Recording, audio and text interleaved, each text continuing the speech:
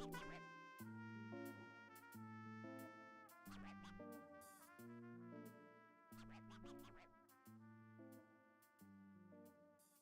dónde está papi?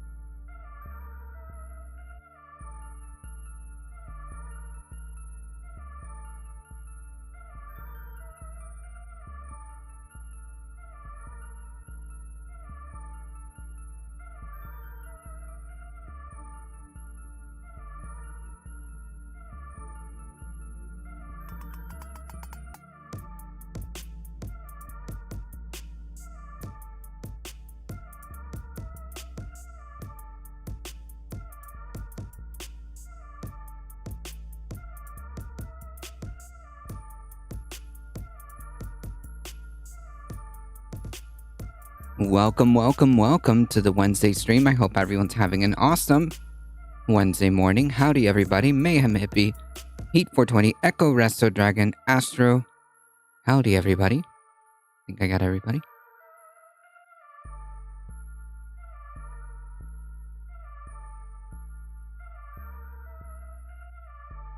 It is indeed only Wednesday, unfortunately. Don't worry, one more day, then it's Thursday.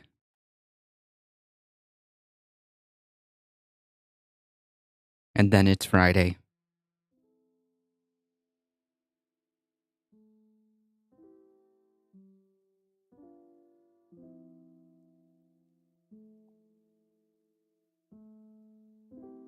And then the most important day of the week, Saturday Catterday.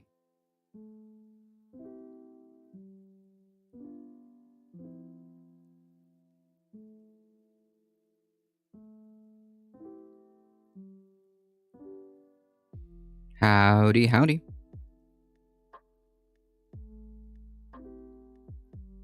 Really quickly, thank you for the offline follows. Anayasi, OX Dead Beef, Daniel Ferpe 100,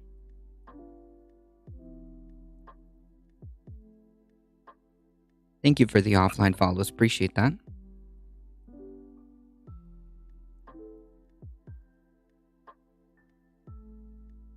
Do you have commentary on the voting yesterday in some U.S. states? Well, I guess the only, the good news, I guess,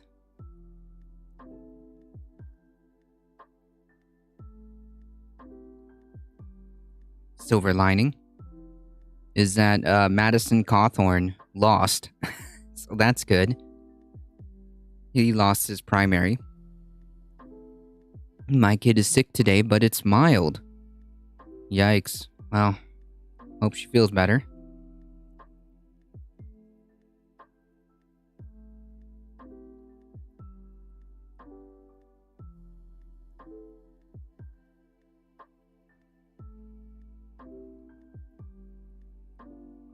I know that it was just the primary,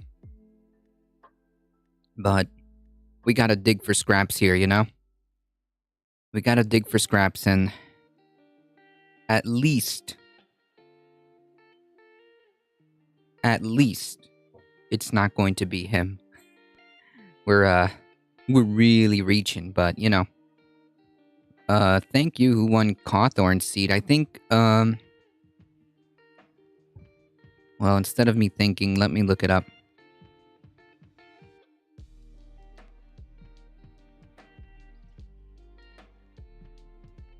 Cawthorn primary. Let's see. Chuck Edwards won the primary.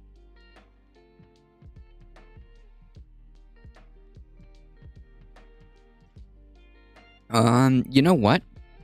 That is a very good question. 20 degrees Celsius and sunny here? Yeesh. A bit warm. Let's see. Chuck Edwards.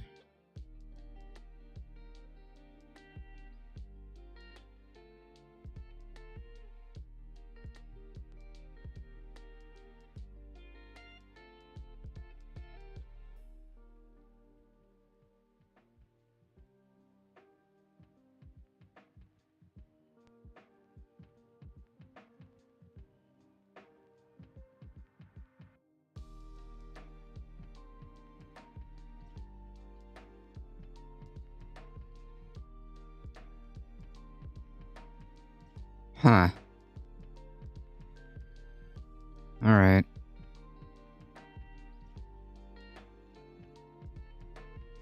Let's see if we can find some information on this Chuck Edwards guy.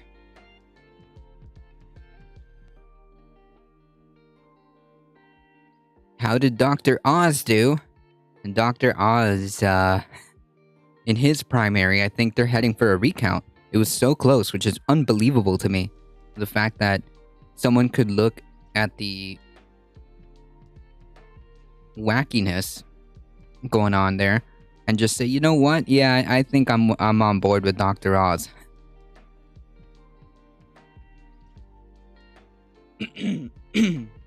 Madison Cawthorn put a hole below the waterline of the Republicans, and I don't know. I think he's, he is he personifies GOP ideology very well, in my opinion. I just think that's the only thing that sets them back is the fact that if they ever came off as if they ever came on as mask off as Cawthorn, you know, things look a little bad for them. Dr. Oz is more of a liberal. No, he's not. He's a how do I put this? He's out there. He's out there. I don't think he's a liberal at all.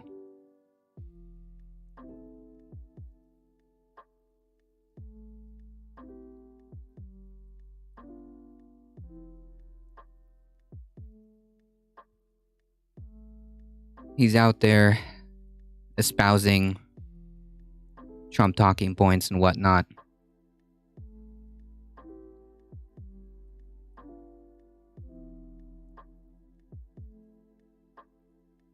Nine hours ago, Dr. Oz race for U.S. Senate nomination in Pennsylvania too close to call.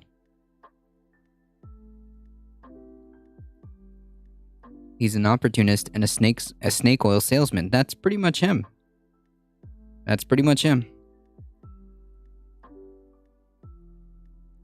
Naturally, Trump endorsed him because, well, look at that. They're the same. Well, they're the same in the sense that they're opportunistic and, well, Trump is known for his snake oil salesman. I was told that Dr. Oz has come out against some of the Republican talking points like abortion. Nah, he's on the Trump train. He's got that Trump train endorsement.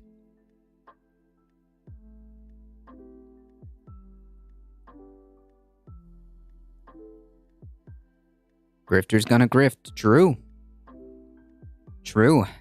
What is it? What's the saying? Grifters of a feather? Grifters and con artists of a feather?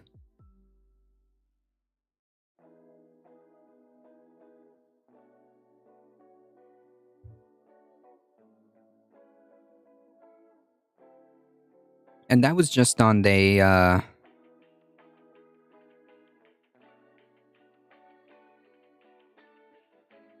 and that was just on some of the Republican side. On the Democratic side, I think the biggest noteworthy news is John Federman. No, wait, is it John Federman? Oh man, am I messing up names now? Yes, John Federman. Okay, whew. Saved myself there. Almost had to eat my own hat there, or eat my own words. In a silver lining, John Federman has won the Democratic nomination, which is good news. He had more of a liberal outlook on abortion until he decided to start running as a Republican. It's all about who he's catering to at the moment. Right, so he never had those views. He just does what he needs to do at the time to, he's like a con man, like a snake oil salesman, a grifter.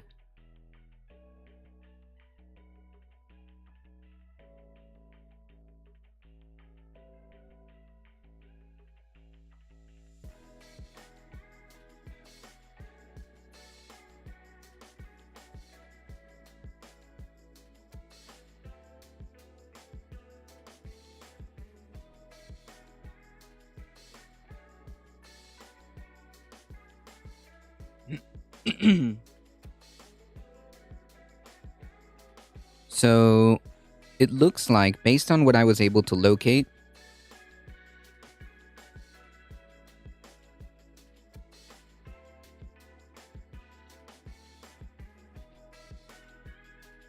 Edwards, the person who won the primary against Madison Cawthorn, is just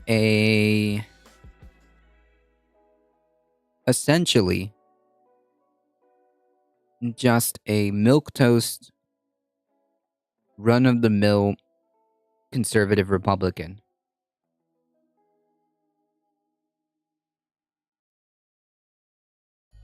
Having lost 2-1 yesterday was a bit of a shakeup. Yeah, that's true.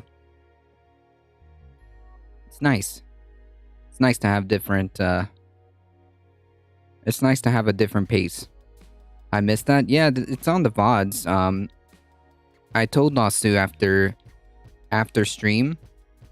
I told Lastu after the stream that he should come on again to talk about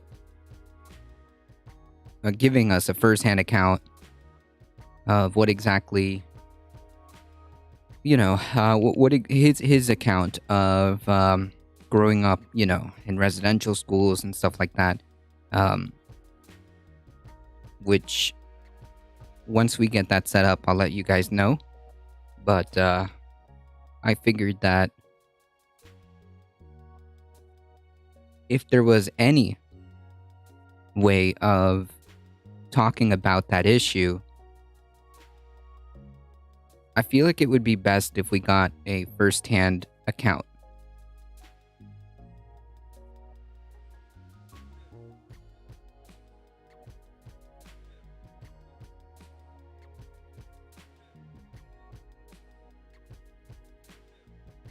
I enjoyed the input. My concern as he dwells in the past. Well, yeah, I mean, like, if you're someone who is studying, history, essentially, human history, or trying to find your history, yeah, you kind of have to do that, right? I mean, how else are you supposed to kind of put the pieces together? There's like whole schools dedicated to do this. Sure, like, things are, we're here now, but it is important also that there are schools and there are people who seek to put the pieces of the past together to kind of like get an idea of what's going on, After all those pieces, like it or not, built up and culminated into where we are today. So it's kind of an important aspect in my opinion. Sure, it's not, dealing with stuff that's modern right now, but it does have an effect, because if we don't understand the past, how are we supposed to even address it or move forward? Is he one of the victims of the Canadian debacle?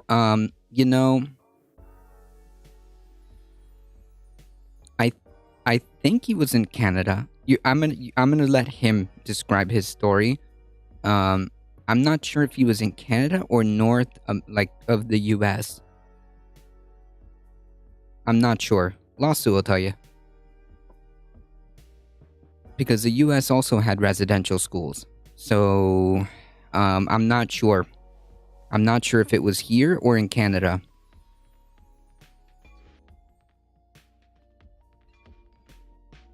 I hate it when people think they can speak about stuff they don't understand. Best get the perspective of one who knows. Yeah, why not?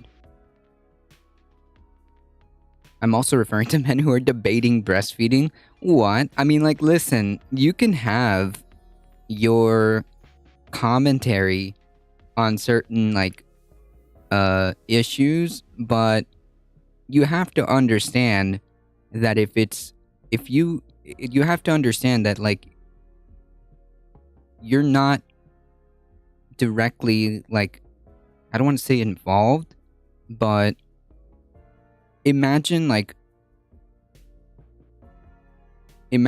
talking about, imagine me talking about, like, raising, breastfeeding and stuff like that.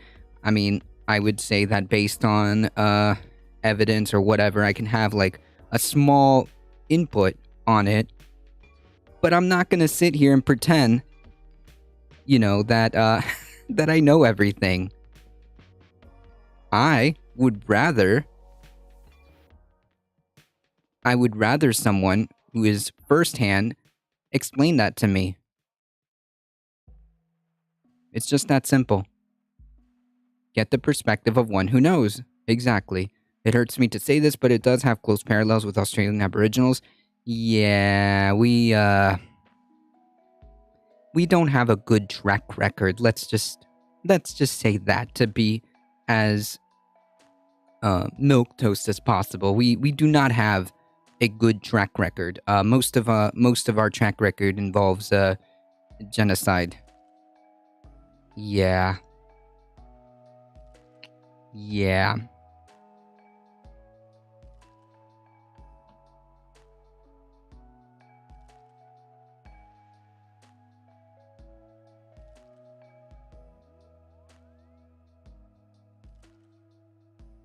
So, that being said, since we know we have, like that going on, we can then extrapolate and say, wait a minute, maybe the way things were written down, because of who wrote them down, maybe it's not all 100% accurate. Maybe we gotta revisit and put together the pieces, and kind of get a sense of what was true back then.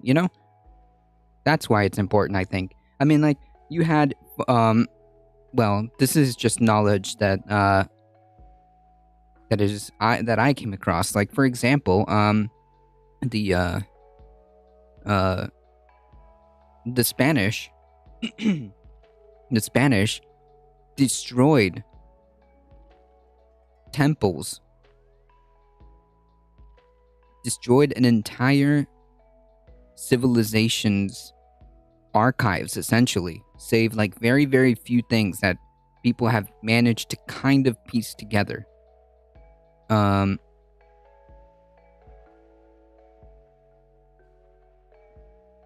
so we lost all of that, and it is kind of, I think, important to understand what was going on back then. It is a saying, the winner of the conflict gets to write the history. Yeah, that's exactly what it is. And sometimes that may be not true or exaggerated or biased. So all the point is that maybe we should be open to the possibilities of X, Y, and Z. That's it. That was his point.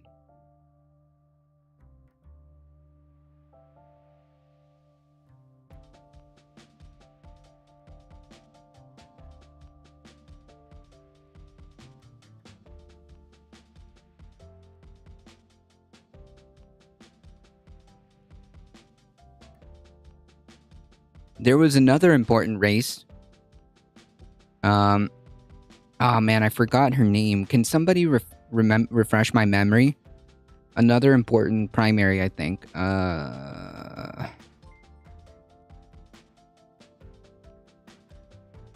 Shoot. Thank you for the follow, tech guy. Shoot, I'm missing.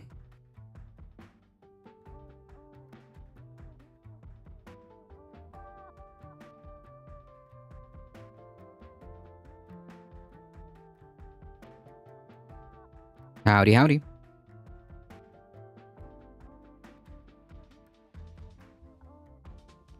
Sarah Lee.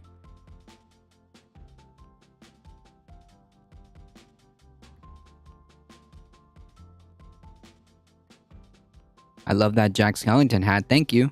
Appreciate that. Narrowly leads Steve Irwin, but still too close to call. Okay. That was 3 hours ago, so I guess they're going to do a recount. Democratic primary between Representative Lee and stop it. No, thank you. Representative Summer Lee and Squirrel Hill attorney Steve Irwin to fill the Pennsylvania's redrawn 12th district was too close to call early Wednesday in a race that highlighted growing fracture between the country's party establishment and the growing progressive wing. I don't know if that's a good characterization. I mean, do we see like a surge in progressive like candidates? I don't see it. I mean, it would be nice, but I don't see it. Shadashay, howdy, howdy.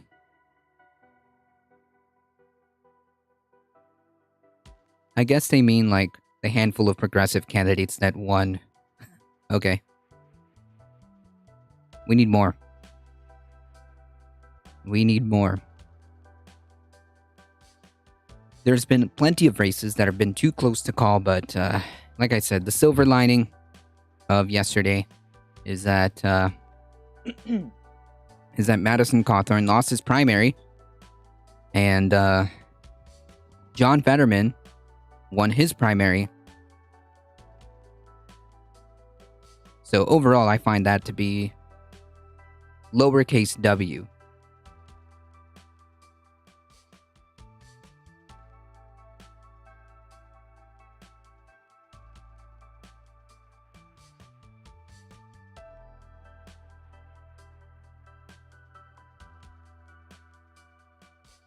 I don't see a surge, but the Dems, I guess, consider Shantae Brown a progressive.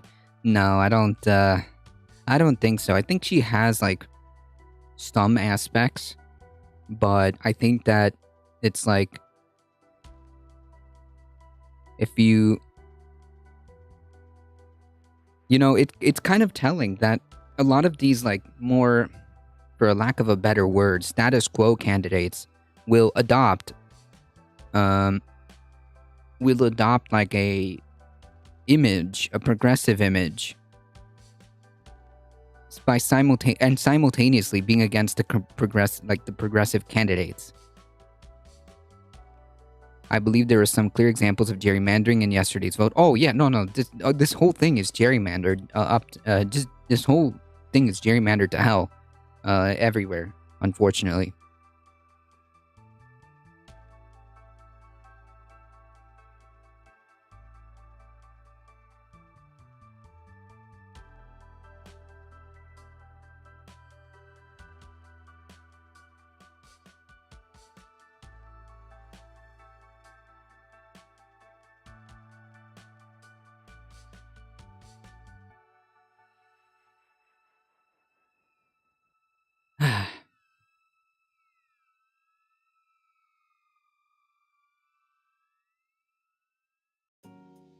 Well, this is very sad. 2 children hospitalized due to baby formula shortages. Folks,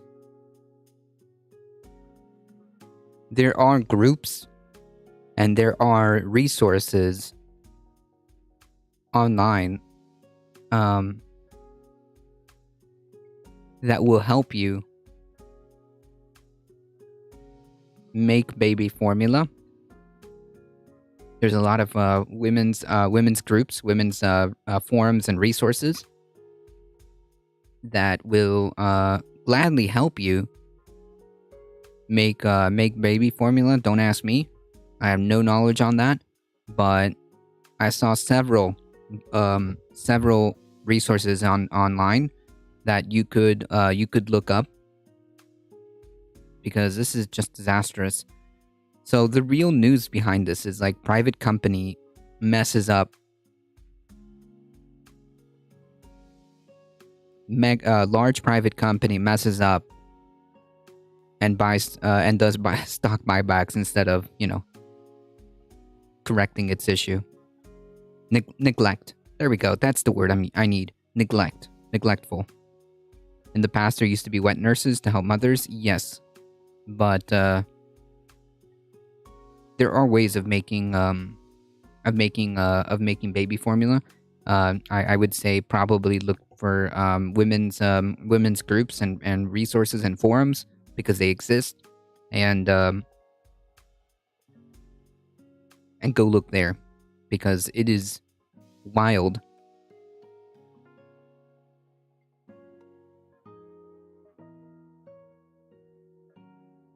Formula is literally a lifesaver.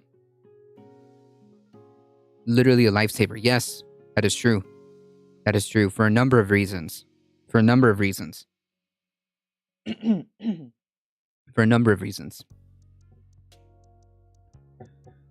Be careful making baby formula. There are great mom groups that are helping each other get formula. Yeah, like I said, there's different groups and forums that have wonderful resources as well. If you need to get baby formula,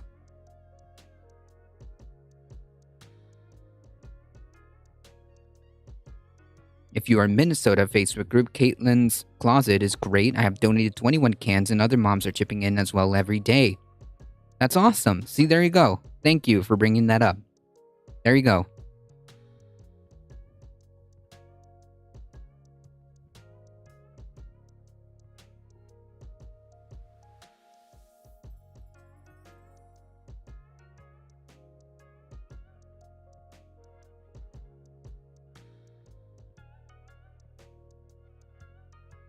Is there a way you can send me a link to that?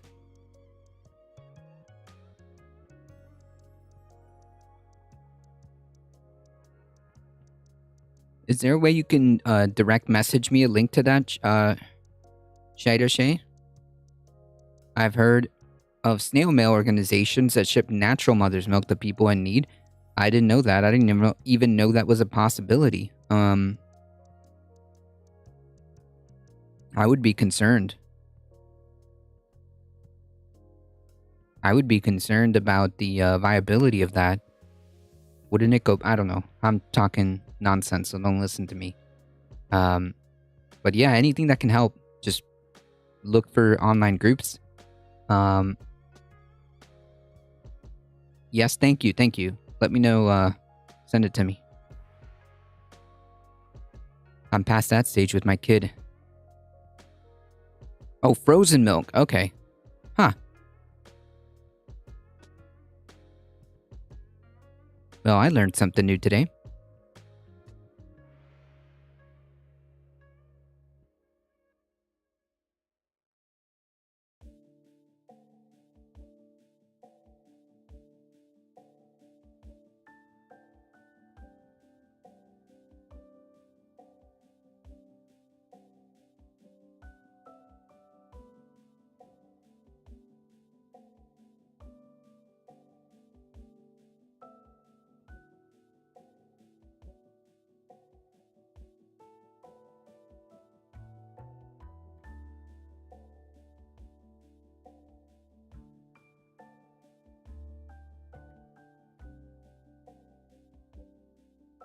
Very generous people donating that liquid gold. It is. It is liquid gold.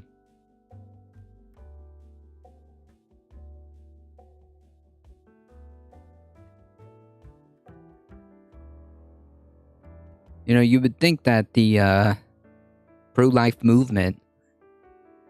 You would think that the pro-life movement would be all over this.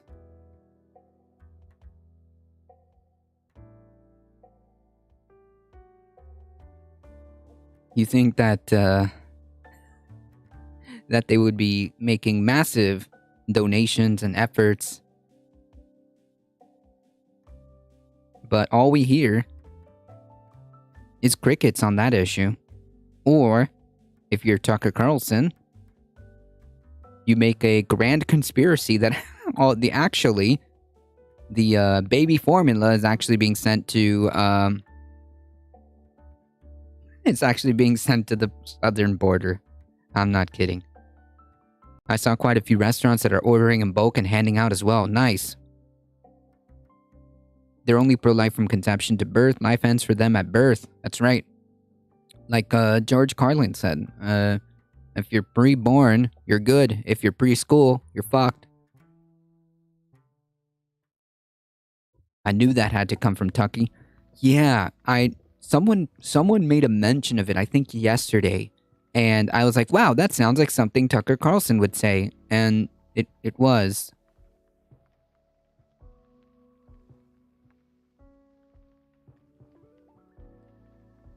And it was. I actually was making a meme, a joke, but it turned out that they were referencing a real story. Not a real story, but a real, segment that he did. In other news, my daughter's favorite song right now is Walk by Pantera. Nice.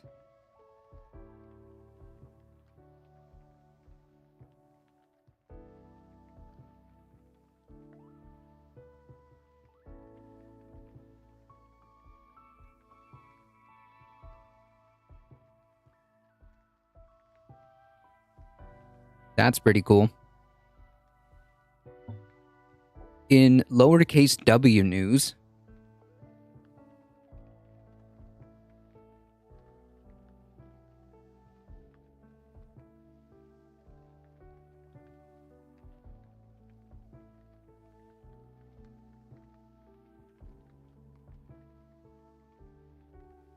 the U.S. Soccer Federation,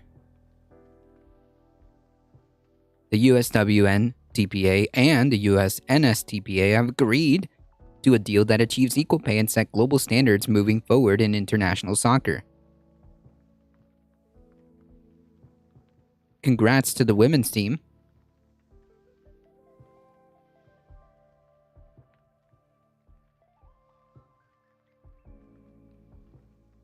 In a historic accomplishment, the USMNT and USWNT have come together to agree to a new collective bargaining agreement that will run through 2028 and achieve true equal pay, including equalization of World Cup prize money. Nice. Nice. That is a very good W. About freaking time. True. Actually, if it's gonna be if it's gonna be skewed anyway, it should be skewed. Unsure why, but for Amazon, go to your settings and choose online. What? Why doesn't it let me send a message? Shoot. What if you post it on the Discord? That's weird. I don't have my DMs closed. What if you post it in general? If it's gonna be skewed anyway, it should be skewed towards the women's team. The women's team has a far better track record, and the women's team is undeniably the top dog of women's soccer internationally. The women's US team is just unparalleled. They're the ones bringing all the W's, okay? They should be getting more.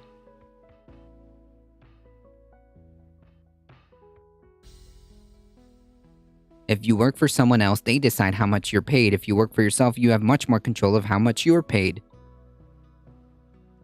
Relevance? And furthermore, that's not always true. That's not exactly true either.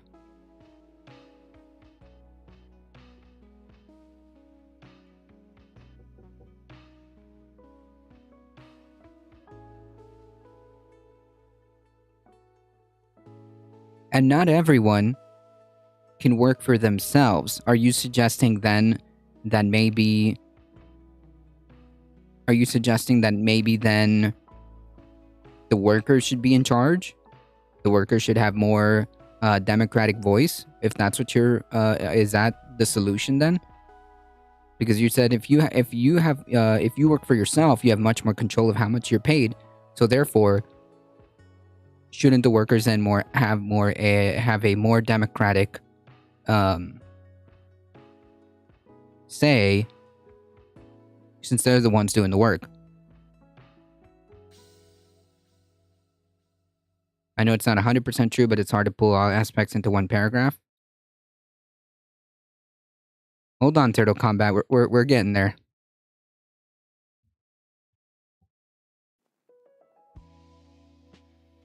So if you have much more control,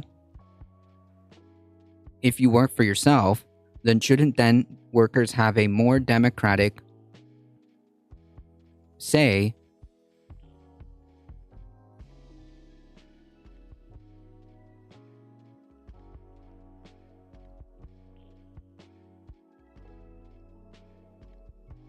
You're not answering my question. If your comment, or if your statement, whatever, your argument is, if you work for yourself, you have much more control of how much you're paid.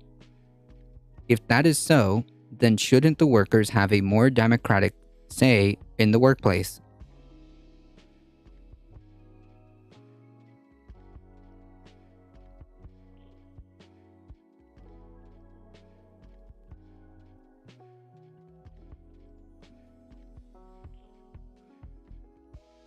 But to say there's one solution assumes that all people have equal abilities. No. To each, oh man, I forget the quote. To each, chat, help.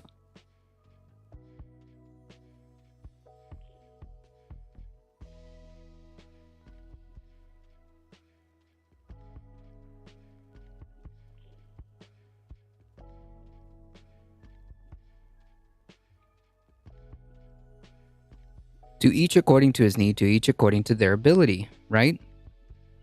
From each according to his ability, to each according to his need. Is that what you're saying?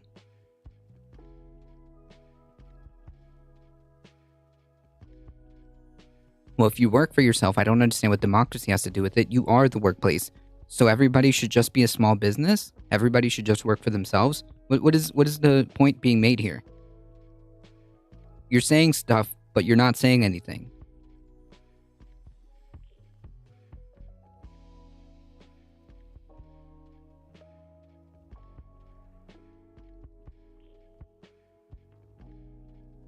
No, I was I was trying to remember the famous quote.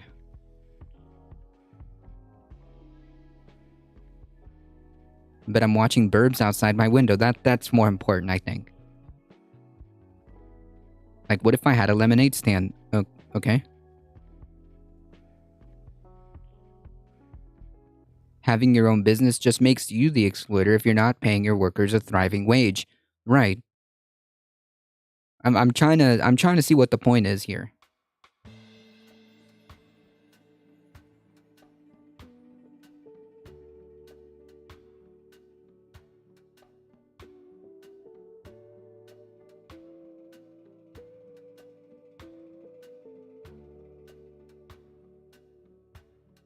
So how is that different than the scenarios we have now? This is not a solution. You're just saying leave things as they are.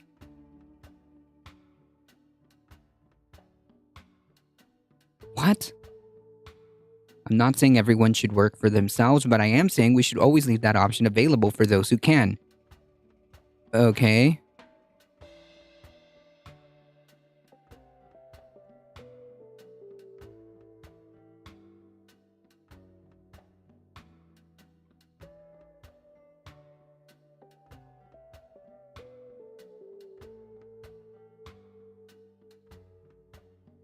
Does a small business need employees? Depending on the small business. If you operate, then you're making my argument. If you operate your own lemonade stand with nobody else, then you own the means of your own production, buddy. You are reaping the fruits of your own labor. Jesus Christ. You're making my argument.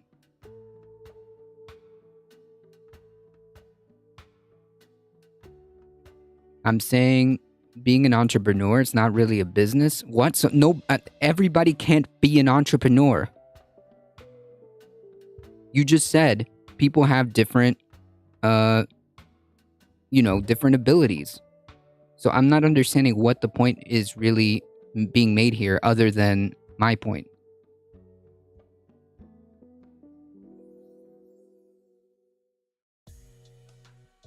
But what does democracy have to do with it? Because a more democratic workplace gives more equalization and bargaining rights for workers. So you're saying to just eliminate employers? Just have employees. In other words, the workers should so what you're arguing for is that the workers should be the ones to run things, in which case, yes.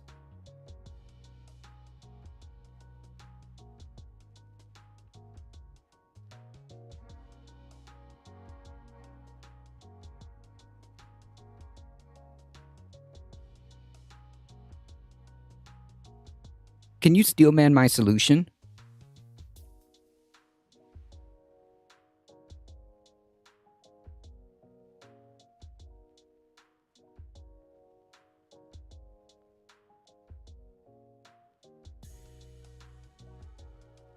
I'm not saying don't force people to be employees. So eliminate capitalism? because that's literally forcing people to be employees.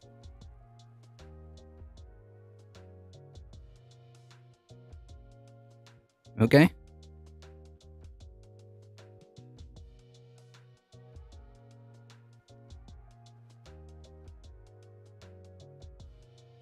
When we accidentally arrive arrive at the idea that, maybe people shouldn't be forced. Now, gee, what kind of system would force people to be employees?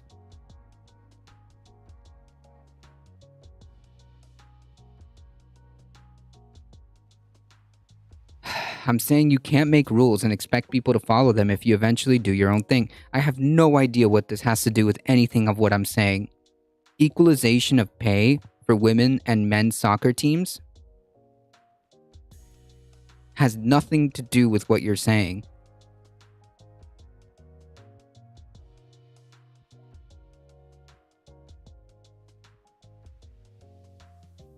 Because they're doing the same exact job.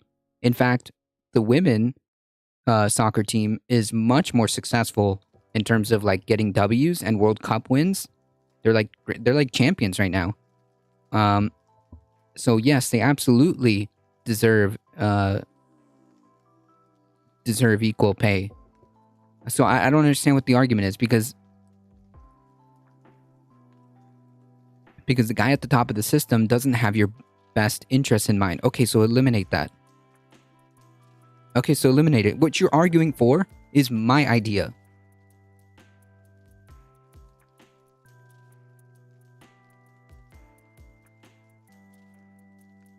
What you're arguing for is my idea. Democratization of the workplace and allowing workers to have a choice, and unionization effort and unionizations, collective bargaining would be a start.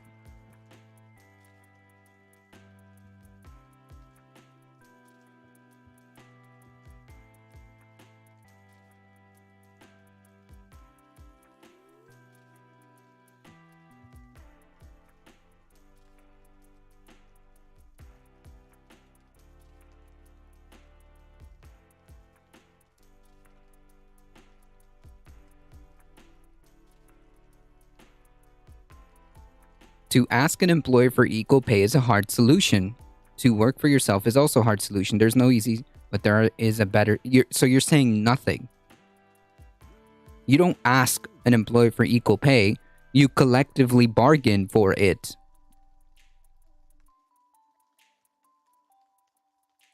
That's how this happened. Collective bargaining agreement.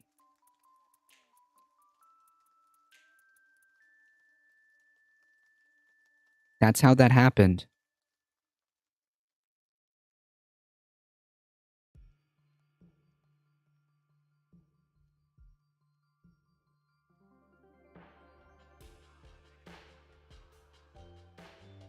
It's not really convincing. It's more like, well, all of us agree on X, and if not, then, well, we walk.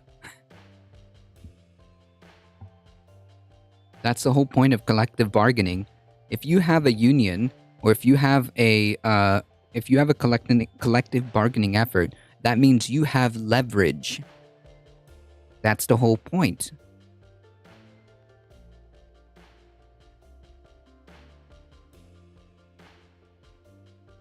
These are world-class players. The women's team are literally world-class champions. They have the leverage.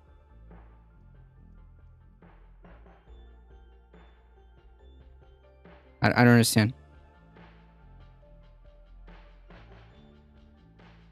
No, it's pretty practical as it worked. What is your point? Last question. Last time, I should say. What is your point? What is your point? So, do we do nothing? Like, I don't understand what the whole point of this is.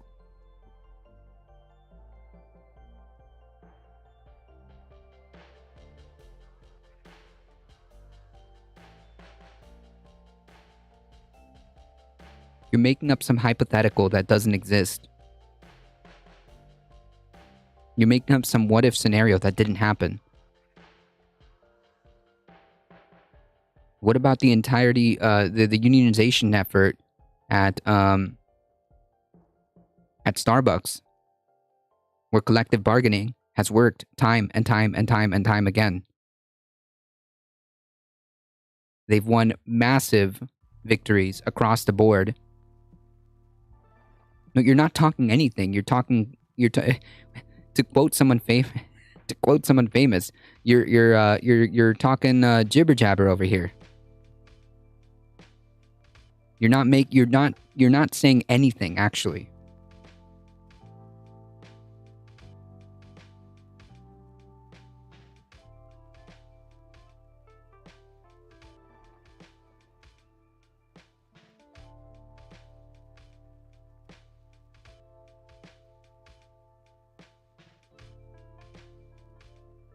Who should be in control? The workers should have, in an ideal scenario, the workers should have the leverage at all times. Can someone catch me up, please?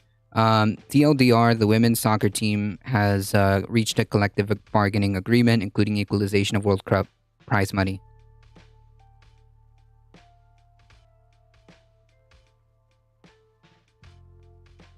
The workers should have more leverage. But if you bargain, you don't have full control. No, you have leverage.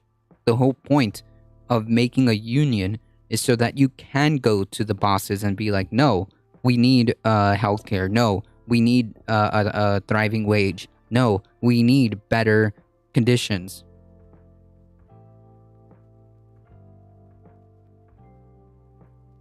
Ideally, the workers should be in control. They're the ones that are making the value. Ideally. They're the ones that are creating the value.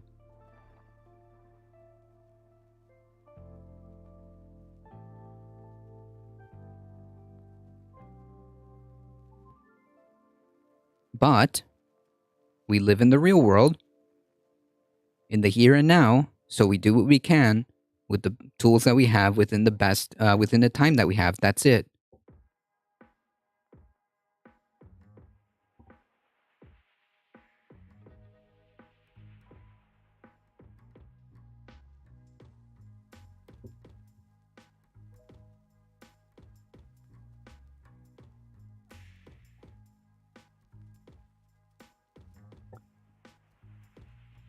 Is there enough demand for the product that the workers are making?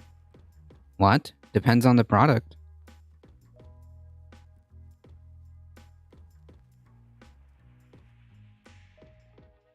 The problem with the co-op is that there are different classes of workers. Some are managers. What? You think that that's like a problem? There's, of course, going to be a way of organizing a worker co-op, but the difference is that the worker co-ops, all of them share actual ownership in the endeavor.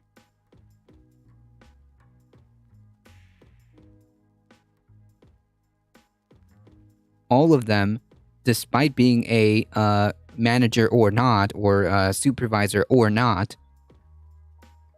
all of them, it's not sharing profit, it's ownership, because they're the ones that are creating the value.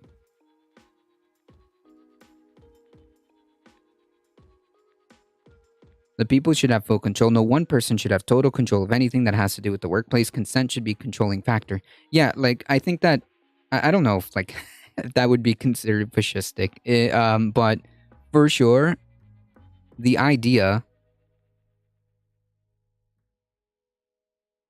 that it should always be at the tippy top, that the triangle should be like this instead of like this, your goal should always be to make that triangle as flat as possible. But why share ownership? Because they're all part of the enterprise. It doesn't work without them.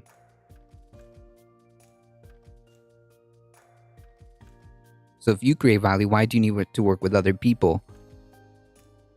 Each person creates their own value. Like, I can't, for example,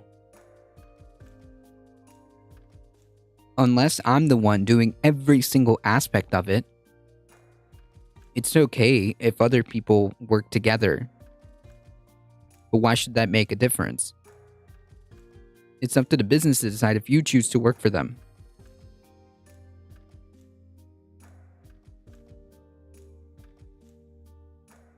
You're an anarchist. Are you what? Okay, I don't think there should be managers and workers.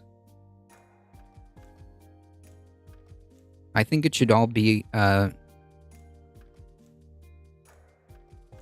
the powers to the individual. You're not making sense. You're not making any type of sense. Like, you're not making a point. You're not making a single point whatsoever. You're not making a point. I mean, my body, my choice. What?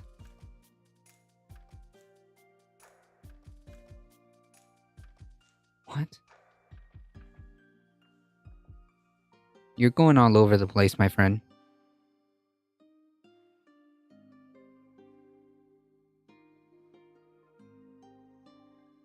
No reason you cannot run your own business, but when you involve other people, including customers, there needs to be control put in place to protect, if nothing else, the customer. What if I don't want to work with other workers? So don't. I don't understand. I don't understand. What is your point here? You're saying a lot of things, but you're not actually saying anything.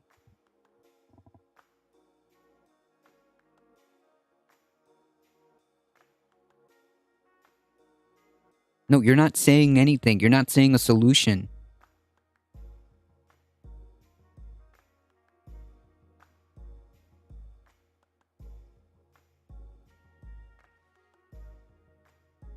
I think is Todd in Minnesota is making some sense. Chat is just not always a good medium to communicate many complex things quickly. He's trolling you. Yeah, I know that. I can see that. I've been watching him this entire time. The solution is to work for yourself. I just said that everybody can't just work for themselves.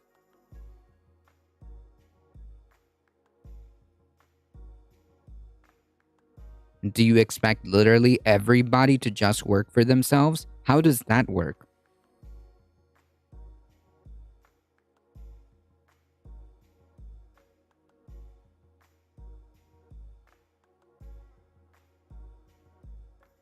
That is not a practical solution. Yeah, sure. In an idealistic world, in a fantastical universe,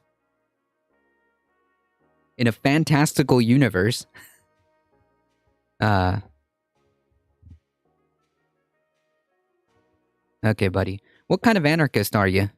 Just out of curiosity.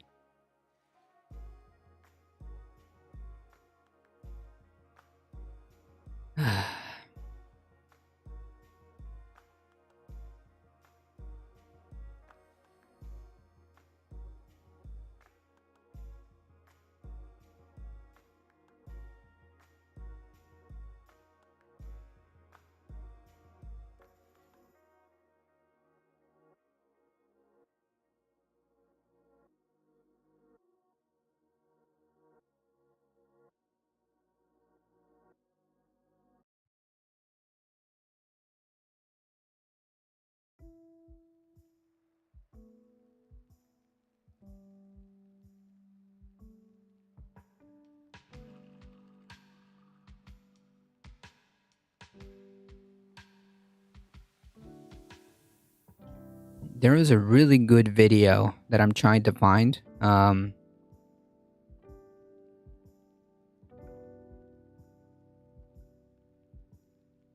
There's a really good... let's see if I can find it.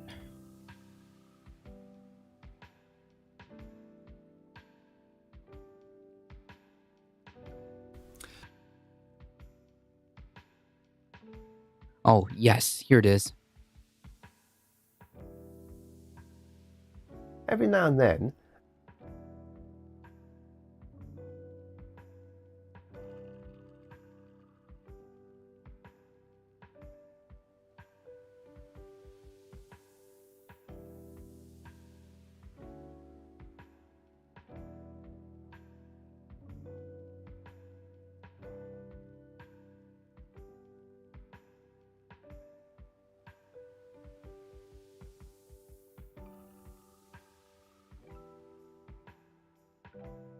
We can't look for some government solution.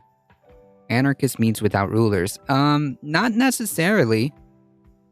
Not really. I don't think you understand what that word means.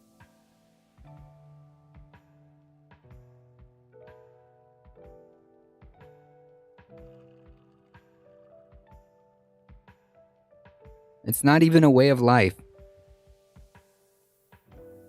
This guy's an ANCAP, chat.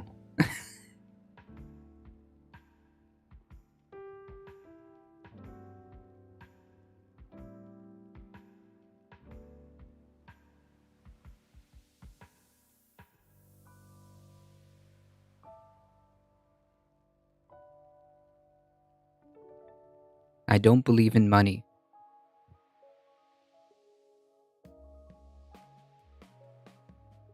I am not capitalist. But you made pro-capitalist arguments. And then you reversed them.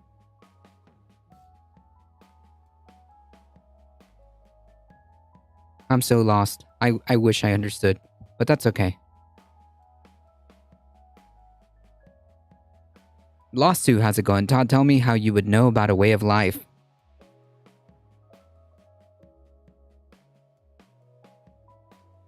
Once again, someone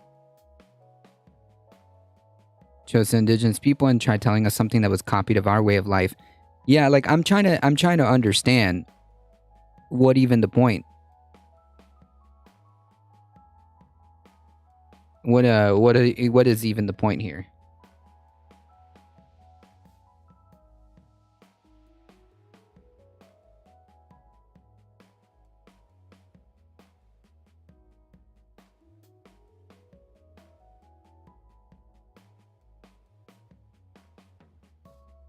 Can we just move on? Yeah, we're moving on. I'm bored.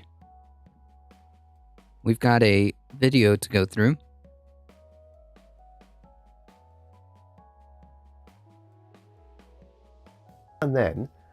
Every now and then, a technology comes along that, at first sight, looks completely crazy, but which on closer inspection starts to make quite an awful lot of sense.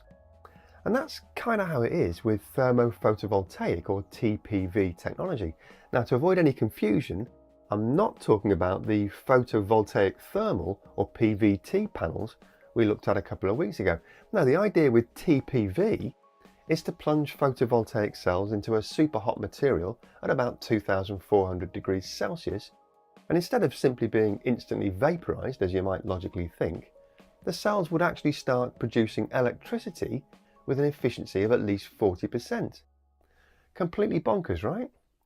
Well, maybe not. In fact, once the details of the overall system are revealed, it really does begin to look like something that could provide very long duration utility scale energy storage at a fraction of the cost of current lithium-ion battery technology. So let's just dive straight in and take a look.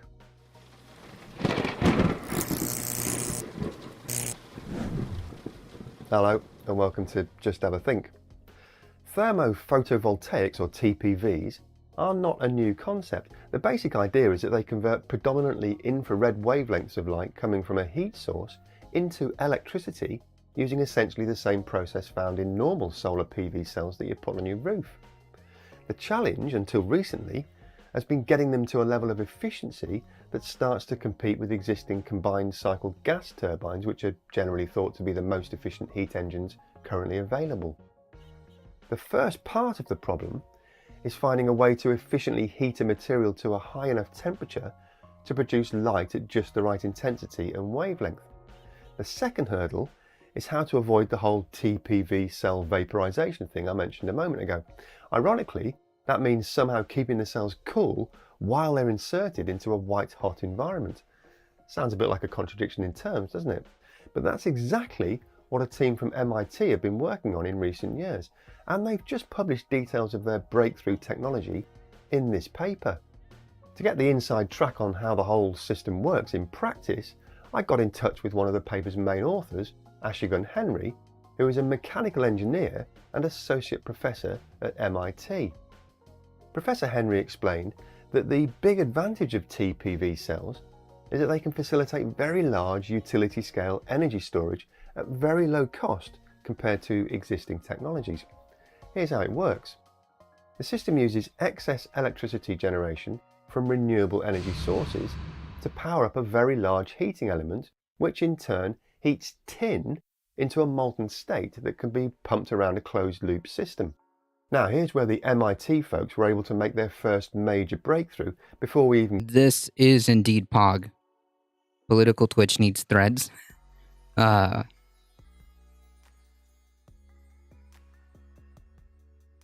to the TPV technology. You see, if you asked most engineers to pump molten metal around a system at very high temperature... Yeah, it does. Political Twitch does have threads, but not in Twitch chat.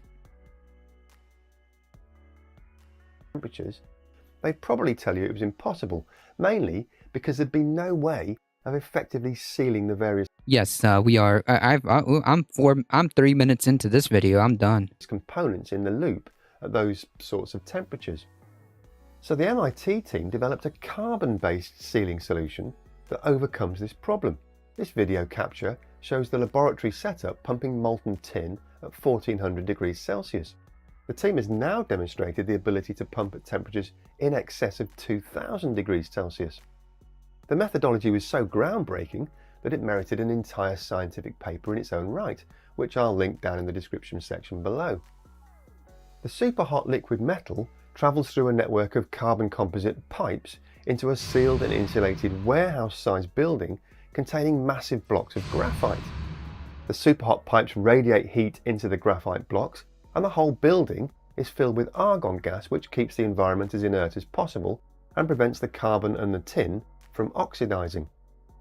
Once that heat is transferred into the graphite blocks, they stay hot for a very long time indeed, not just as a result of the good quality insulation, although that obviously does play a role, but mainly as a result of the laws of nature, which, as Professor Henry explained, dictate that the bigger the blocks are, the smaller the losses will be. That's because the rate at which heat is able to leak out of the blocks is proportional to their surface area, whereas the amount of energy stored in the blocks is proportional to their volume. A small object has a large ratio of surface area to volume. That's why the cup of coffee on your desk only takes about an hour to cool down to room temperature.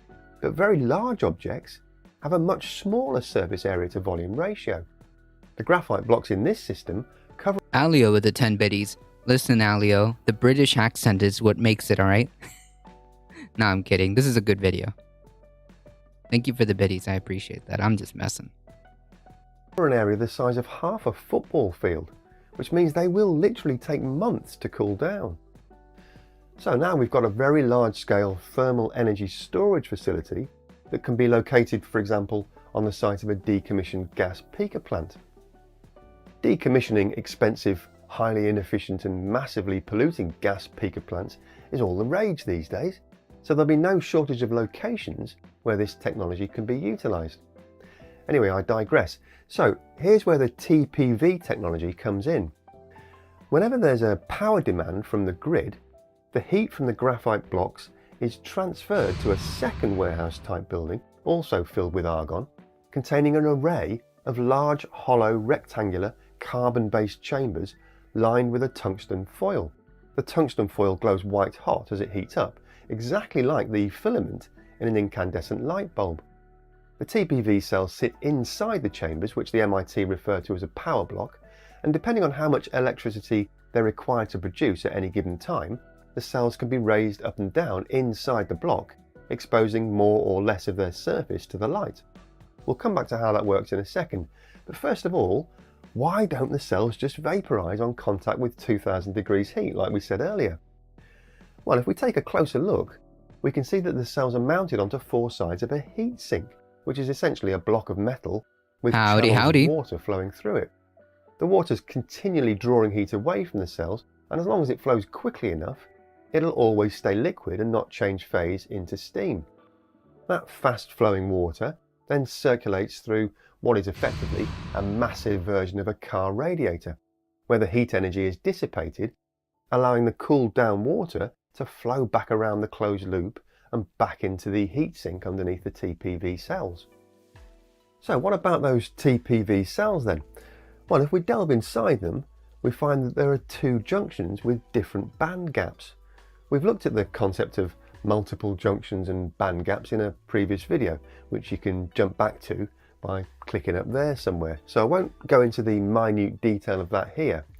Suffice to say that the band gap of a material determines the wavelength of light that can interact with it to knock its electrons out of their position and send them into an electrical circuit. Rather than using silicon as the light capturing material, which is what you find in most solar PV cells, the MIT team have opted for gallium arsenide, which is the same stuff that NASA and satellite operators use for solar panels in space. It's a much better quality material with far fewer defects, which is capable of coping with the high intensity of light produced by the tungsten power blocks. In this case, the top junction in the cell has a band gap that captures light in the visible part of the spectrum with wavelengths around 0.8 microns or 800 nanometers. That's represented by the dark blue section over here on the left-hand side of this graph.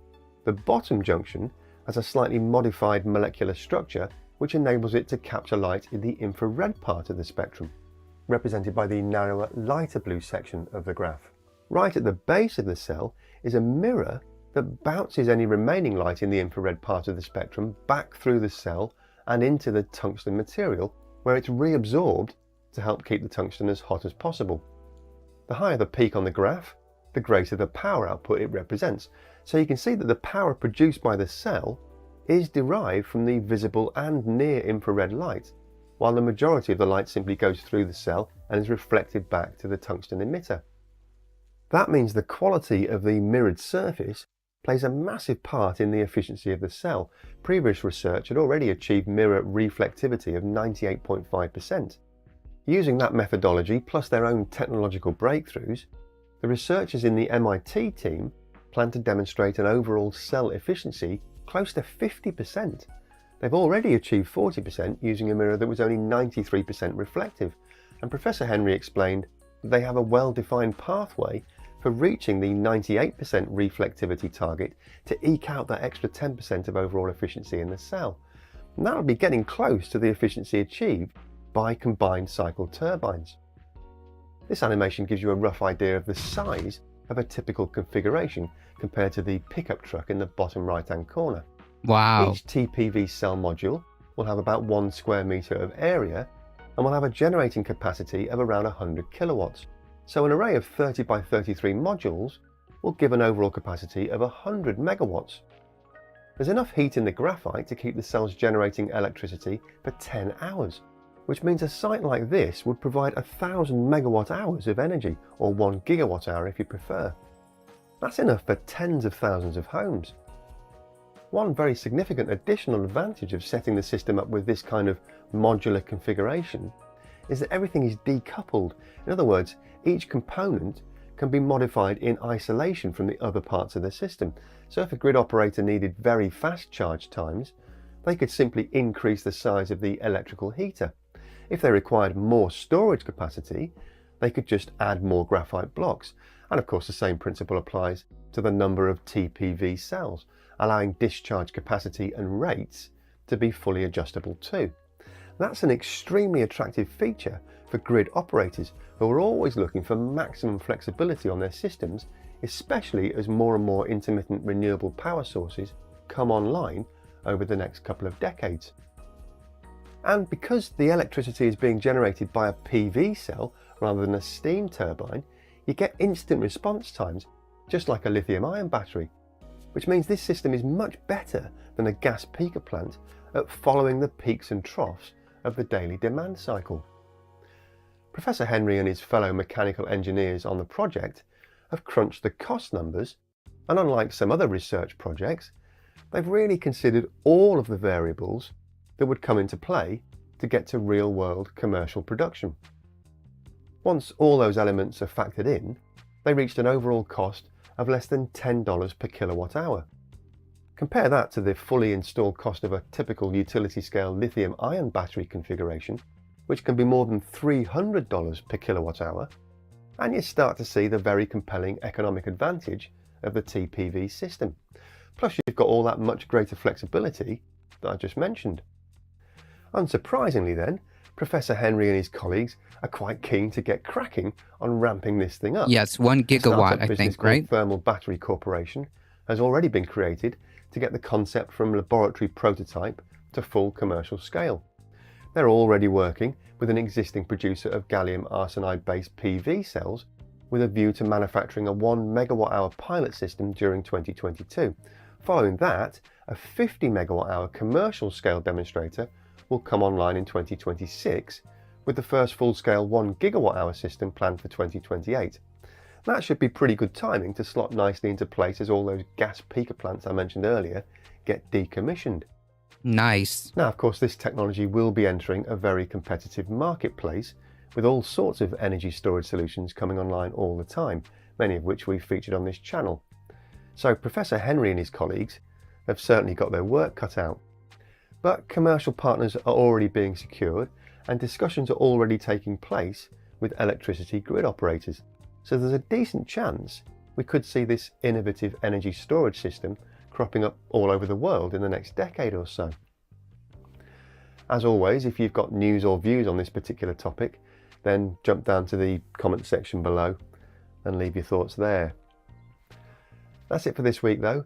Thanks as always to our amazing Patreon supporters who keep this channel 100% independent and completely ad-free. Nice. If you'd like to support these videos, I highly recommend you guys support this channel. As Androma said, pretty wholesome, pretty good stuff. One could say it is even poggers, you know?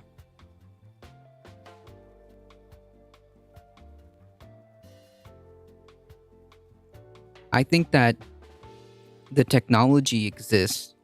We have, this is to illustrate the capacity, the capabilities that we have to try to move ourselves away from fossil fuels and an alternative. There are alternatives, is what I'm trying to say, and I'm trying to illustrate that it is possible. It is possible. Yes, this is new PV technology. Can everyone else talk now? Oh, I already stopped trying to engage.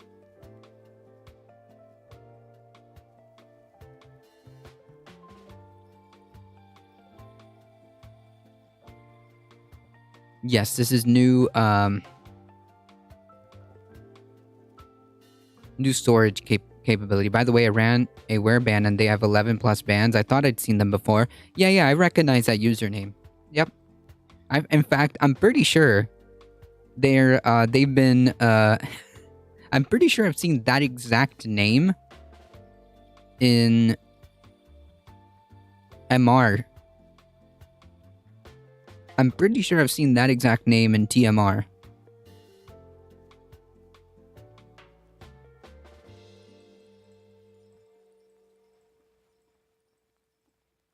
Because that name does... I've seen that username before.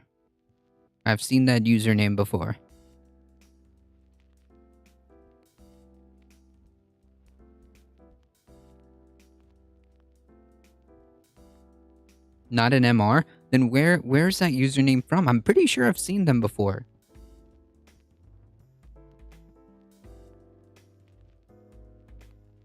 Maybe I'm mistaken. Maybe I've seen them in other chats.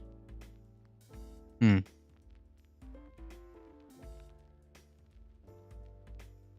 don't know. I forgot, but I have two, but I forgot where. Yeah, no. I don't know. There was some good memes in there.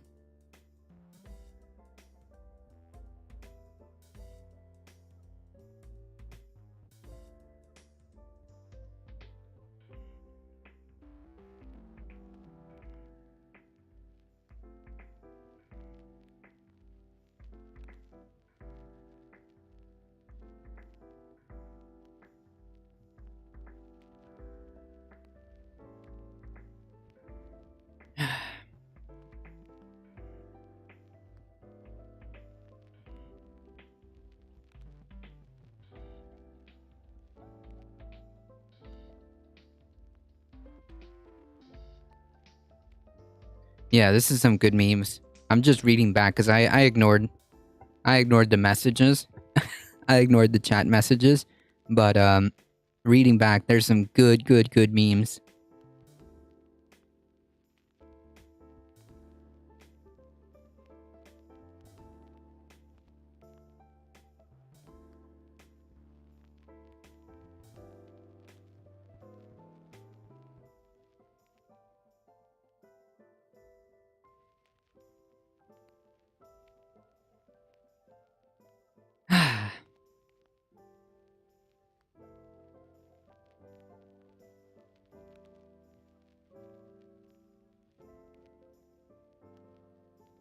They don't seem too harmful, just kind of annoying. Yeah, it's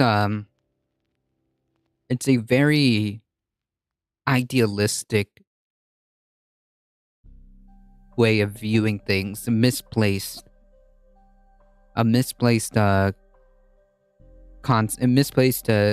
logic.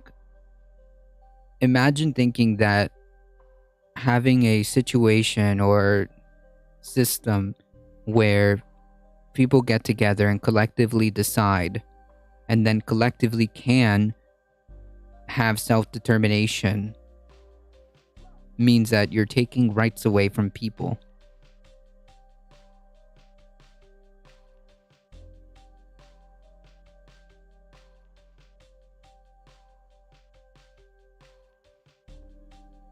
I stopped reading. Yeah, I tuned out. I tuned out. I asked them several times to make a point, and I still don't understand what they're advocating for other than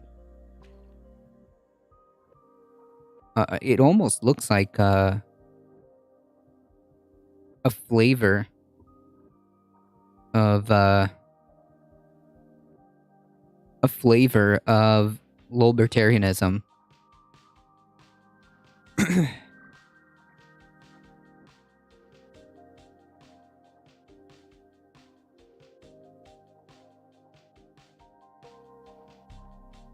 Anyways, good stuff.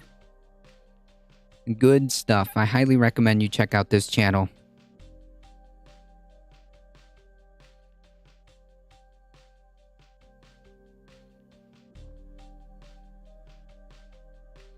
Right.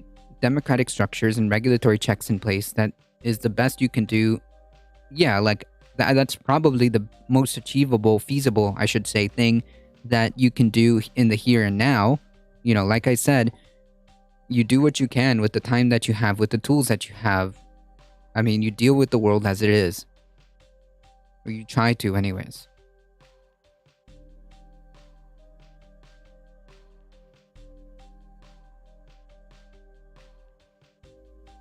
Once again, please feel free to support that channel. Very good stuff.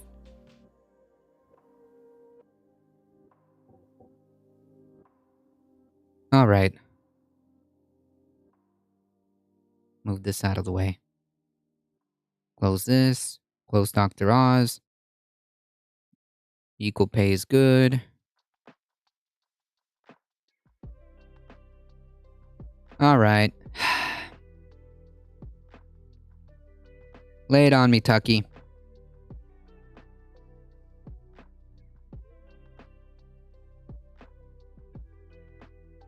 You're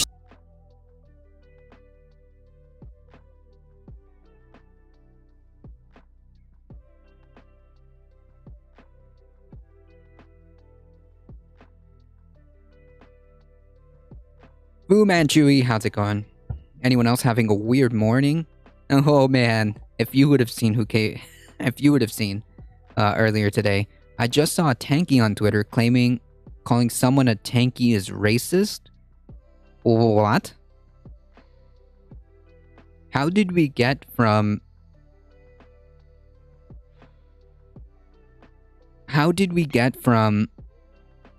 a tanky is a very specific definition. That's not a race.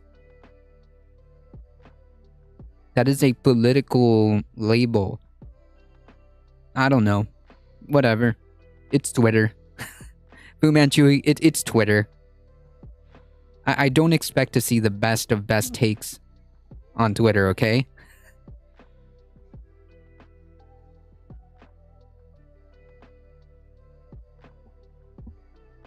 I got my first channel timeout yesterday. Congratulations! Weird stuff. I don't see why you would be timed out, Mayhem Hippie. You're cool.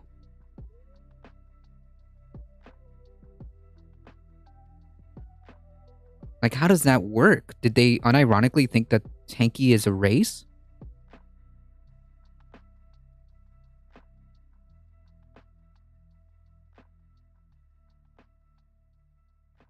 I don't know. But Twitter be Twitter, so it is what it is.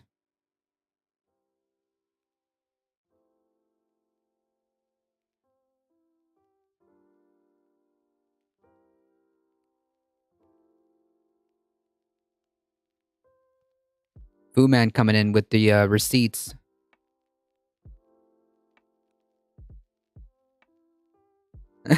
What? Every time you call someone a tanky, you are showing that you're racist, white supremacist, Western chauvinist. Literally, this is what that word means. That's not... What?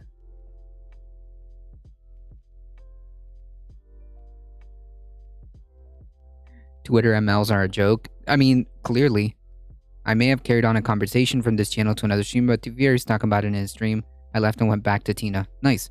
I had an argument with a tanky who was yesterday was saying that Christian fundamentalism in the US doesn't want to implement a theocracy, and that American leftists are wrong and unscientific and vague philosophical terminology. Took me like 45 minutes to get them to say anything of substance. Damn, you spent that much time? Props. Props, Introma. Props. Howdy, Darknet. As a former, fundie,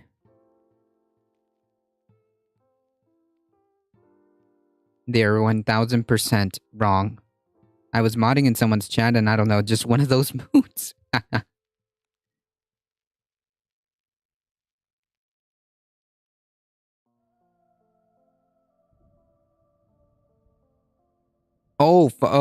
Former fundamentalist. Okay, it's all coming to me. All right. That's not what that word means. And I don't think some of these people are tankies either. Okay. Anyways. Cool, good stuff. Tucky! Tell me how the left is the one who made up the Great Replacement Theory. Tell me. Please.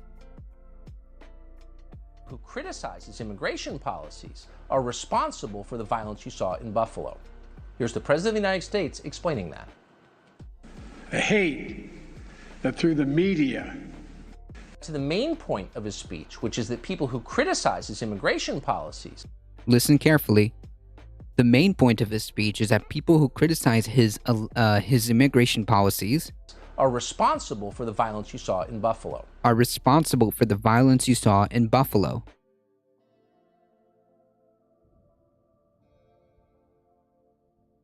That is a far cry from what actually was said.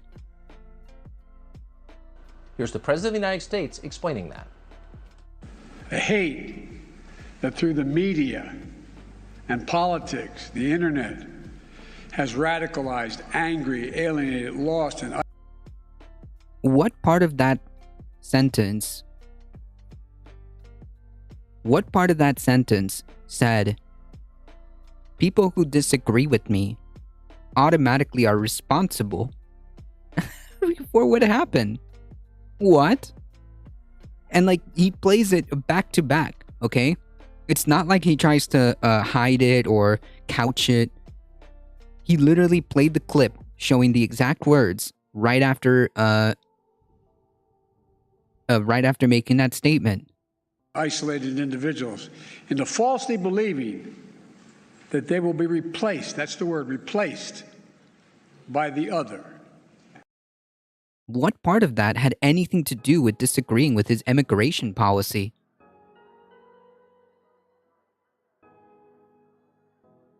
And furthermore,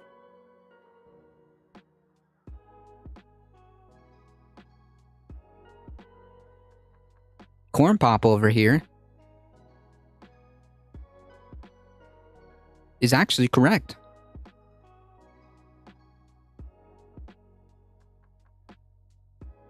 Whether he does something about it or not, it's a different story, but that statement was correct.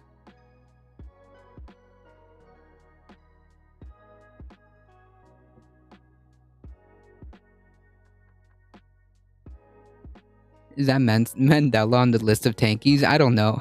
There's a few of them that just didn't make any sense.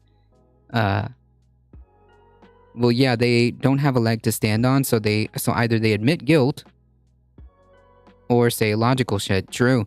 But yeah, the thing about American leftists, they were saying that intersectionality as a concept is flawed because apparently it lists class as one feature of someone's demographic. What? Along with race, gender, and then Marx had it right earlier by just putting all under the concept of class. But like, intersectionality is obviously a modern look as to how those features interact with each other. Right. That's the whole, it's in the name. I'm not a huge, well-read academic, but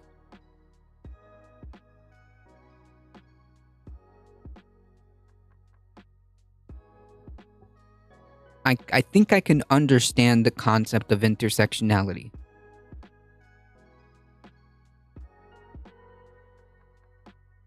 ADT seems to just read whatever we type in chat, so we could just clip them and have fun with it. Well, now I know. Now I'm on to you. Now I'm specifically ignoring all of you.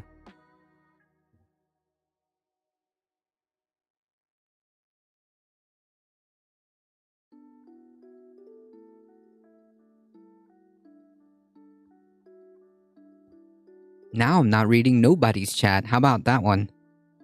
How about them apples?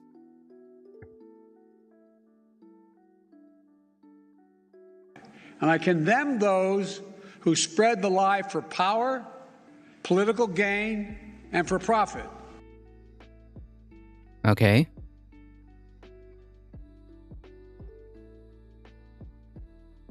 So again, what part of that said you cannot criticize my immigration policies? And if you do criticize my immigration policies, then you're responsible for the horrible racist shooting in Buffalo. What part of that? Unless you do some Olympic levels of mental gymnastics and say that what you're actually advocating for in terms of like disagreeing with Biden's immigration policy is the Great Replacement theory, in which case you subscribe to that theory, and then then yes, you would be part of the problem. Yes.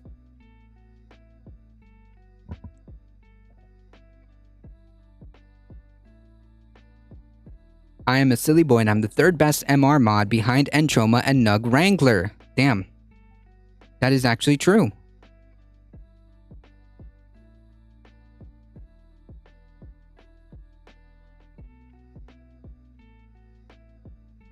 These are facts. I'm just reading the facts, all right? I will cherry pick things that are true in chat and I will read I will read them.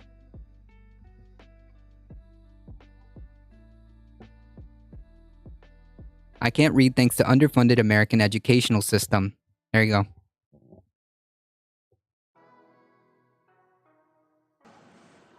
So you lock the country down. What? That's it? That's it?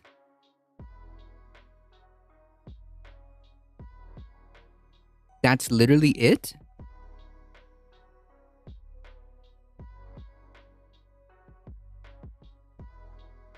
What?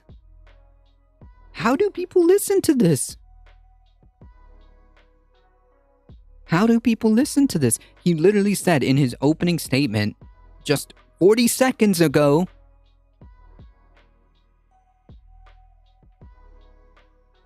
that the TLDR of Biden's speech was that if you criticize his immigration policies, if you're dissenting,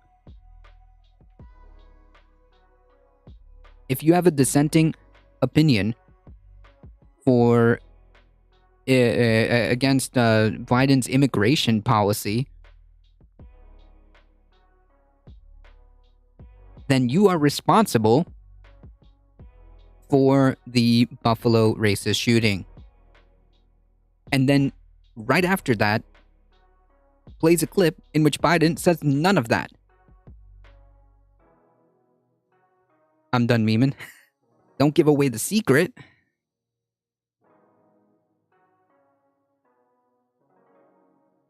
Ah, shoot. And Entroma posted it on the Majority Report Discord. Dang. Lock kids out of school. How do I come back from that one, chat? How do I come back from that one? For 2 years, force them to get, quote, educated on the internet, but it's someone else's fault that they're, quote, alienated. They've been hearing about the great replacement theory. Yeah. From who, Tucker? From who?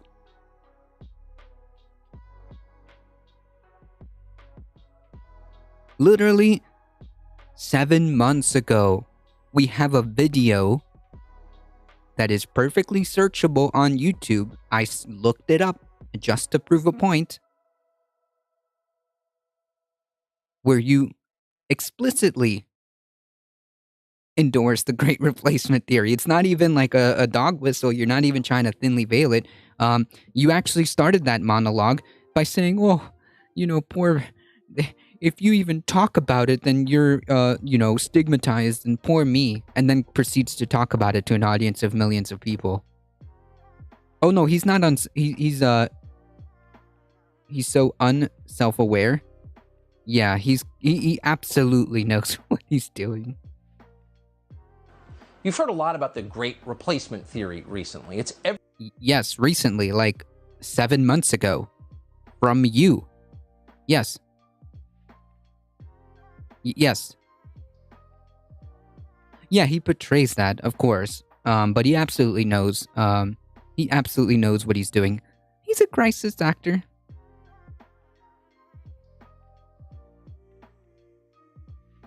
I thought the kids replaced the parents. Everywhere in the last 2 days, and we're still not sure exactly what it is. What?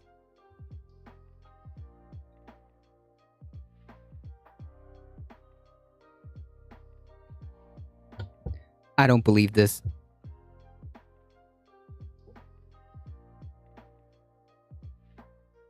I think Tucker needs to see a professional. I actually don't believe this.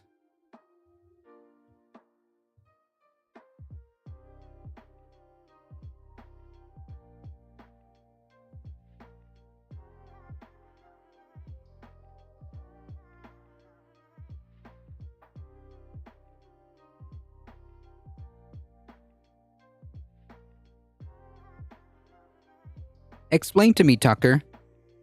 Then who is this?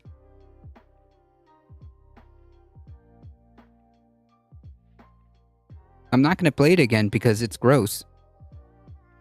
And I've already subjected you to that enough. But then who is this?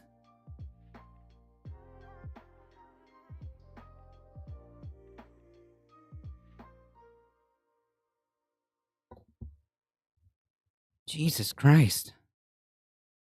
Here's what we do know for a fact. Fact. There is a strong political component to the Democratic Party's immigration policy. We're not guessing this. What? I don't believe this. And then he's going to describe without naming it.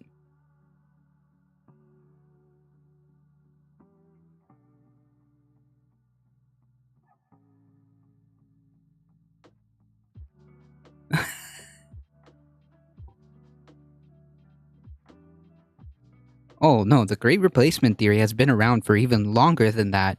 It's just people like Lauren Southern brought it to mainstream or as close to it as possible, maybe making that stupid video. I tried looking for it the other day to make a point, but it's not there anymore. I don't believe Tucker Carlson is a real person. No one can be that confused all the time. No. This is all very well done, very well orchestrated and on purpose. We know this, and we know it because they have said so. They've said it again and again and again. They've written books on it, and monographs, and magazine articles. They've bragged about it endlessly. They talk about it on cable news constantly. And they say out loud, we are doing this because it helps us to win elections. That's not something they've said once. It's something they've gloated about again and again and again. And we think that's wrong. And in case you doubt us, here they are. Blue wave is African American. Yeah! It's Okay. white, it's Latino, it's Asian Pacific. What?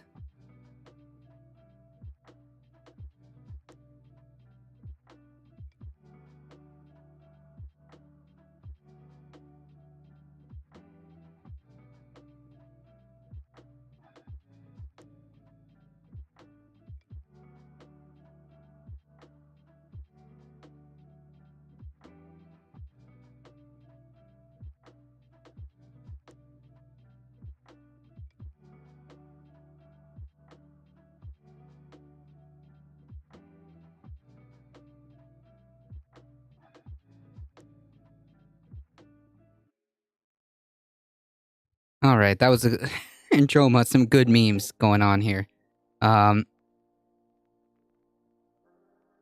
real Tucker was... This is an actor? That's funny. I'm starting a new conspiracy theory. Yeah, this isn't the real Tucker Carlson.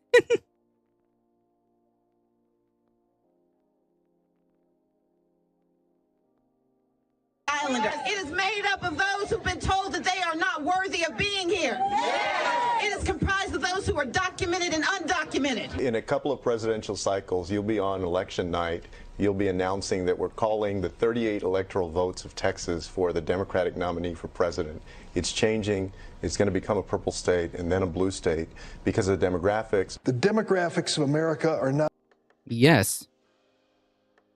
That's usually what happens. It's just like a process that happens over time.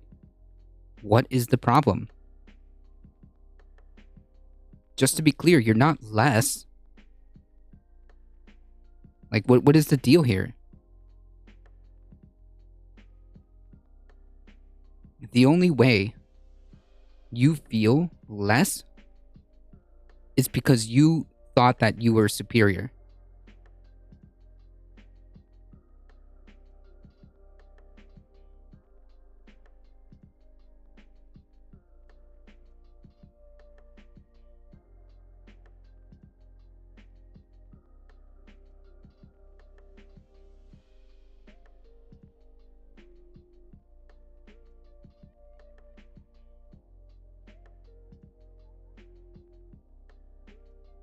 All right, I'm getting sidetracked.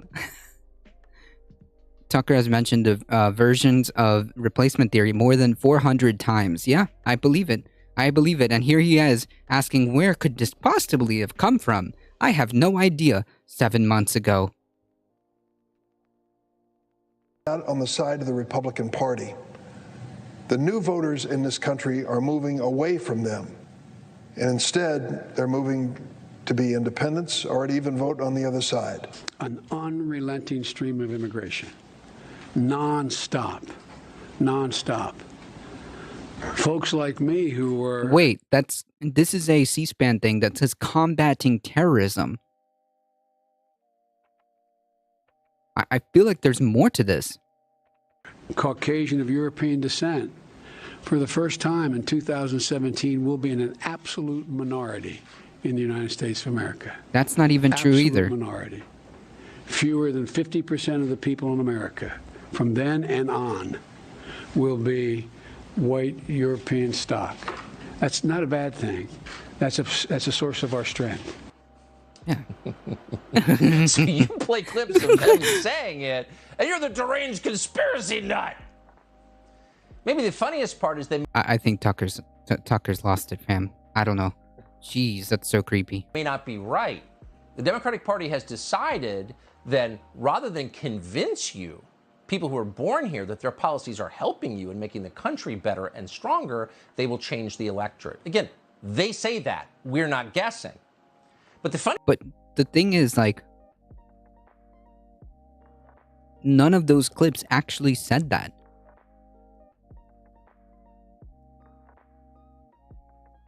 Like, those clips just explained that, yes, demographics are changing. And?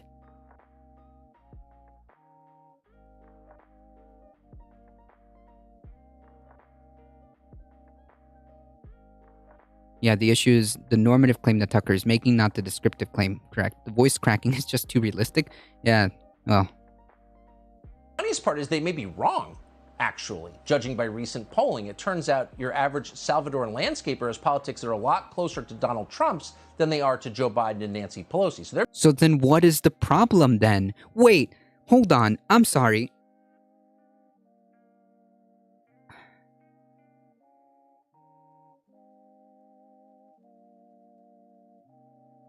Wait.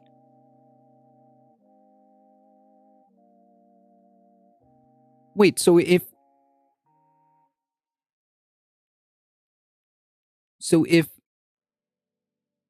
demographics, so if demographic changes are a problem, how do you square that circle where you're actually admitting, because I was going to bring this up, but Tucky did it, that a lot of, Hispanic people, this is true, are very conservative. So then the issue isn't the fact that they're conservative or not. I wonder what could then be the difference. Hmm.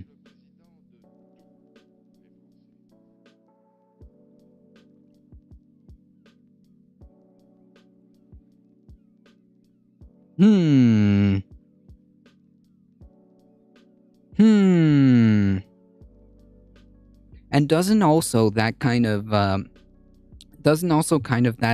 dispel in the same 3.5-minute clip that we've watched? Dispel the idea of the Great Replacement? Because if a lot of these, immigrants and a lot of these Latino people, Hispanic people are conservative, wouldn't that then strengthen the conservative bloc? So they're not being replaced, are they? Unless you're actually not talking about conservatives, you're talking about white people.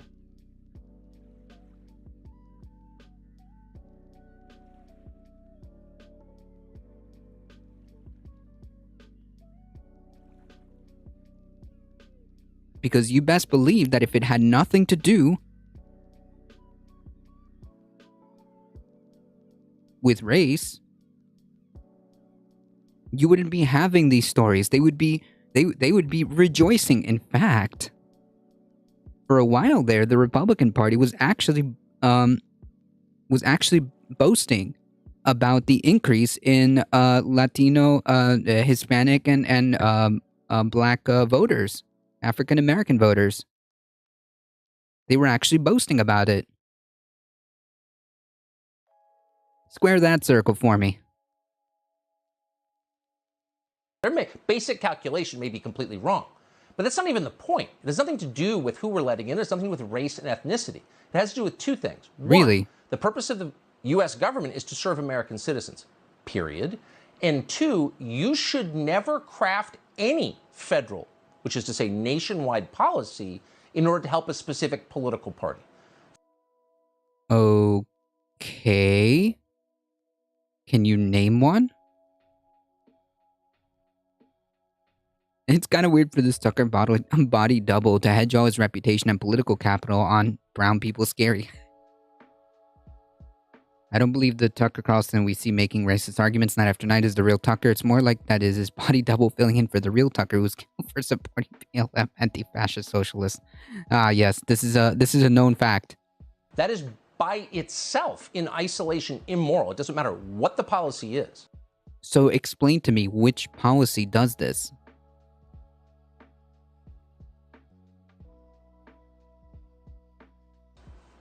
And that's exactly what they're doing. And again, they brag about it. And not just Democratic Party politicians.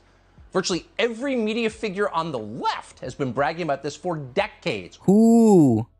Oh, it's a conspiracy theory. Really? It is. Well, here's Anna Navarro from her time as a Harvard fellow. This is what she wrote, quote, "The demographic trends show that the minority vote in the United States will continue to grow in numbers and influence. Unless you're under the influence of hallucinogens, it is hard to imagine future scenarios where the Republican Party can win national elections." Gee, I wonder why.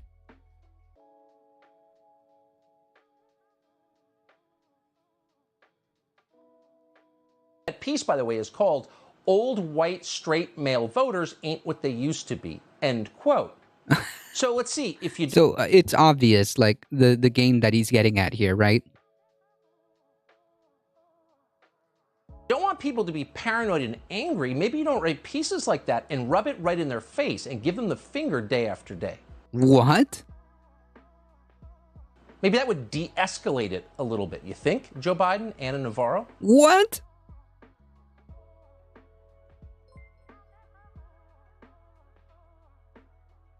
Socialist Dad, thank you for the follow. I see you.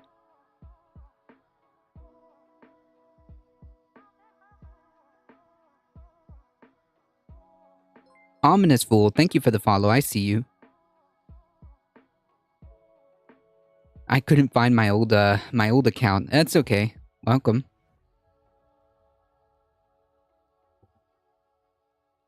Welcome, welcome.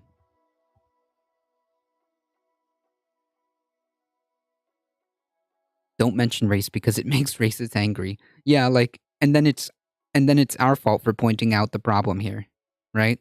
This is like, this is some classic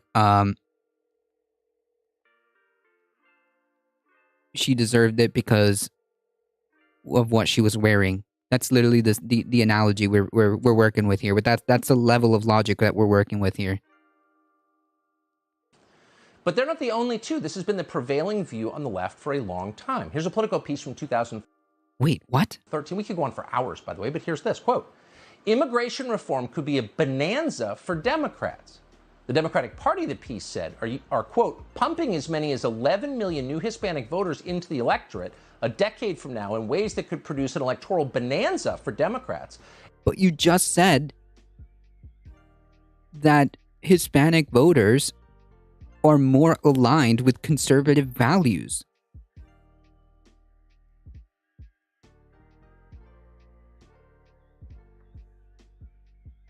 You literally just said the Hispanic people are actually more aligned with conservative values. And also, what is pumping as many as 11 million new Hispanic voters into the electorate? What does that even mean?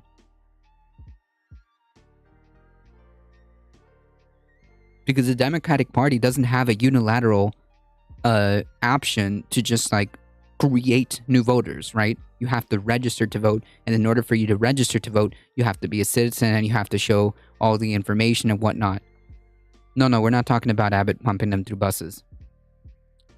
What's the topic at hand? Tucker being a Weasley little liar.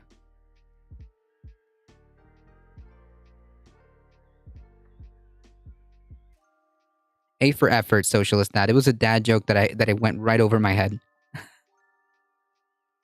Right, my racisms aren't the problem. You're pointing out the racisms is a real racism, and then furthermore, it's your fault that that Buffalo freaking racist shooting happened. A C minus. All right, fine. And cripple Republican prospects in many states they now win easily. End quote. Again, as noted, that... Right, remember, he doesn't know what the Great Replacement Theory is. He doesn't, he has no idea where it came from. Remember, but spent 5 minutes and 12 seconds basically creating the framework for it. calculation may be completely wrong. A lot of those people the Democrats are importing may wind up being deeply sympathetic to... Importing? That word is doing a lot of heavy lifting. Source? Again, if you apply 5 seconds of scrutiny to this,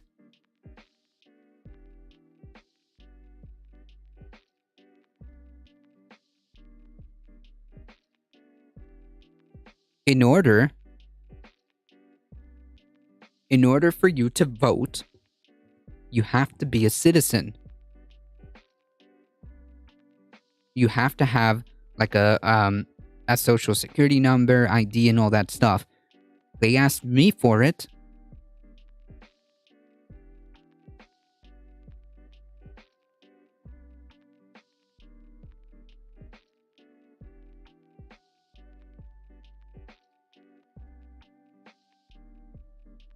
Why would having more non-white people threaten Republican politicians? Right, while simultaneously saying that Hispanic people are very conservative leaning.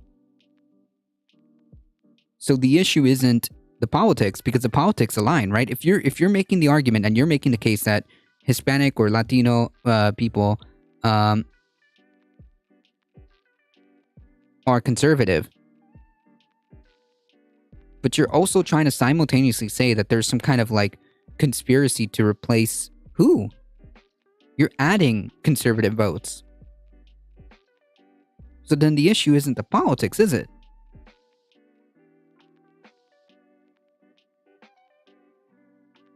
The other party, because they're actually not white liberals. That's the secret. But it almost doesn't matter how they vote. Thinking about politics in those terms is immoral. That is wrong. You are gaming the system. That is not democracy. It's the opposite, and they've bragged about it for more than a decade. Here's another example, also from 2013. The Center for American Progress announced that, quote, supporting real immigration reform that contains a pathway to citizenship for our nation's 11 million undocumented immigrants is the only way to maintain electoral strength in the future. Oh, great replacement theory, anyone? These people are lunatics. So they're not replacing anybody. But also, I don't know what the Great Replacement Theory is. They're telling you what their strategy is. When you note it, they scream at you and call you a criminal. In 2018, the New York Times published an editorial called, "We Can Replace Them." Just in case subtlety is not your thing. Quote, right now, America is tearing itself apart as an embittered white conservative minority clings to power, terrified at being swamped by a new multiracial polyglot majority. Right, okay. In 2020, Joe Scarborough, a real moral voice over at MSNBC, quoted this: Trumpism accelerated damage done by demographic changes and will harm Republicans for years. Demographics is destiny, end quote. Are you allowed to say that? Once again, they're wrong. What?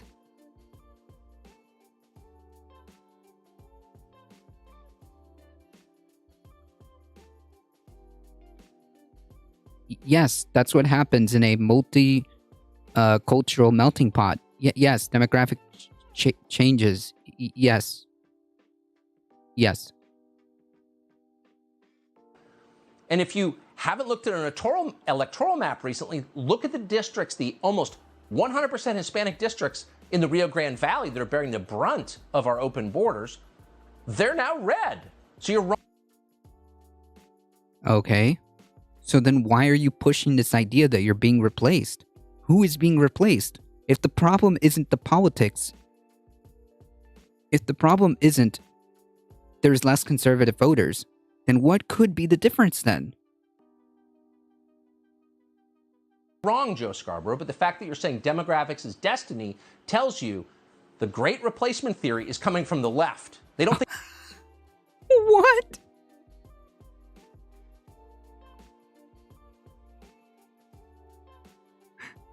I can't. I actually can't. So we started off the segment by saying we don't know where it comes from, we don't know what it is, to it's the left. And by the left, he means like people on MSNBC and Joe Biden, known leftists, truly the core of the leftist movement, Joe Biden and Joe Scarborough.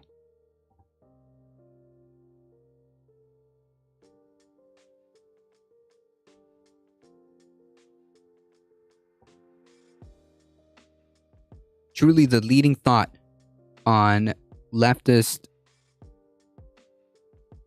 truly the leading thought on leftist movement, Joe Biden and people at MSNBC.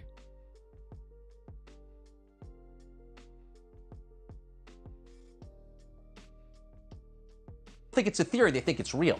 In 2021, the Washington Post's Jen Rubin celebrated a report that the number of white people in this country was declining. Can you even imagine? Quote, "This is fabulous news," she... Okay, this is a reporter, a blogger. You remember, you originally started off with saying that this was some kind of like government policy, and you're just pointing out like journalists or bloggers. Wrote, "Now we need to prevent minority white rule." My God, talking like that. Is there any more divisive thing you could write? We could give you... I mean, you're on air still. a million more examples. We're offended by this because it's wrong, and we've said so. Who's we? Wait, who's we? Wait, who's we? Tucker. Uh-oh. Uh-oh. Who's we, Tucker?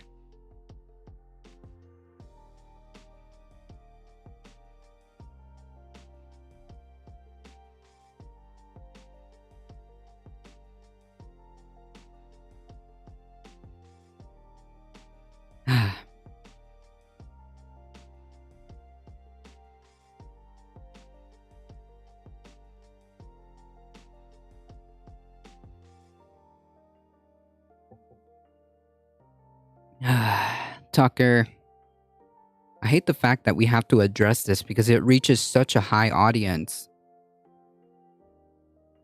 He has such a high audience that it just makes this unignorable. Anyways, here's Tucker Carlson talking about the Great Replacement 7 months ago. I mean, you can't make this kind of stuff up, folks.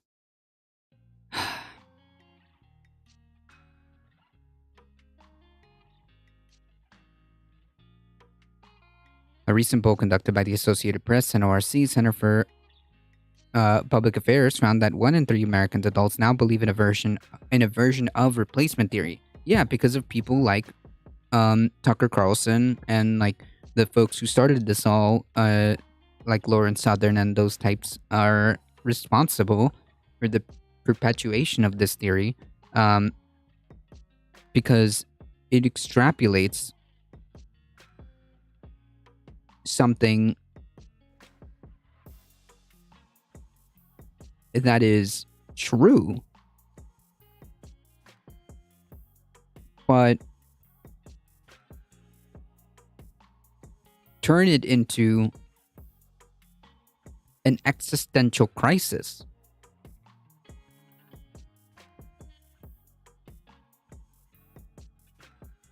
I have a feeling that you also have a pretty high audience, 420. Nice.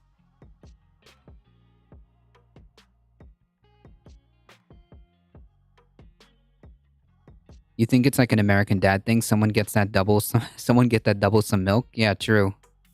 That body double is probably also named Bill. It's funny.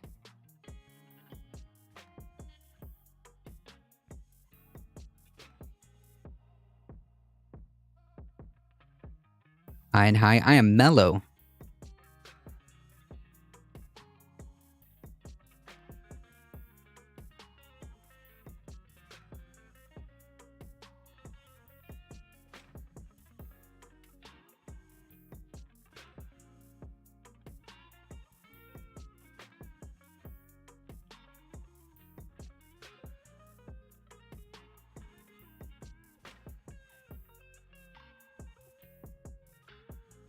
Speaking of high, my little brother's finally deconstructing his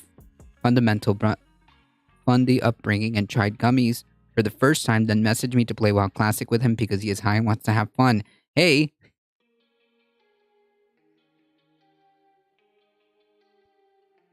That's pretty cool. That's good news. I don't go for the full high until after work. No, it's supposed to be during work. Allegedly in Minecraft, you know.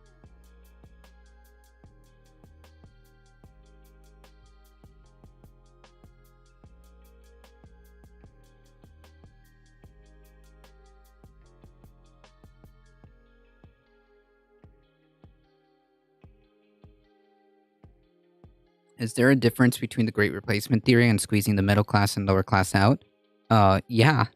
One involves an economic viewpoint, and one involves a conspiracy theory that there's a cabal, or usually it ties into the JQ, where it is a massive conspiracy by the, using their words, the elites are constructing a scenario where specifically white people are going to be replaced.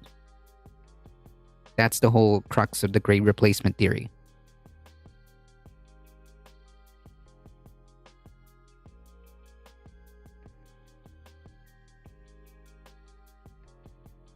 Oh, you're a web designer?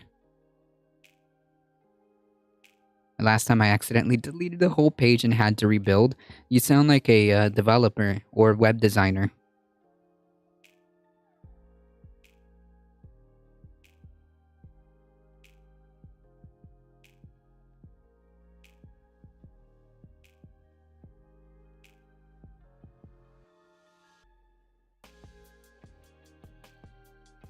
Web designer, social media manager, and SEO. Hey, that's pretty neat, actually.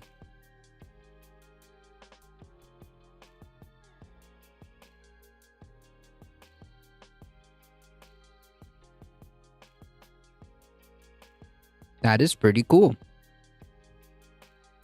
A very long time ago, I used to be a web designer too. I used to what I would effectively do was what I effectively did was wireframes. That's what I used to do for websites.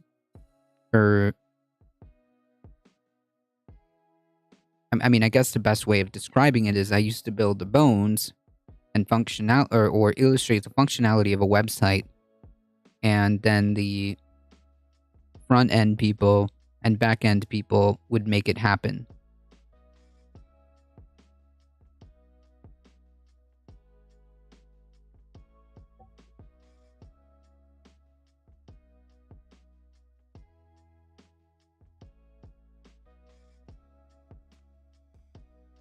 Duda, I've never heard of it. Mostly from the back of the house and some CSS. Oh, CSS is crucial. And third-party integrations. Nice. That's pretty cool. Now I'm in cybersecurity. Nice. Nice.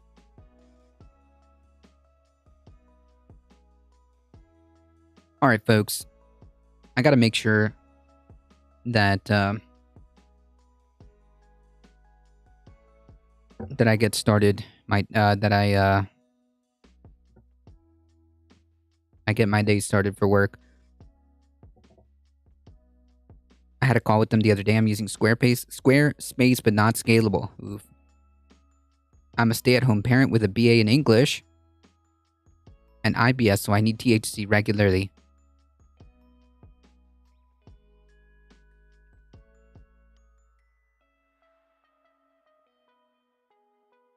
Props, because that's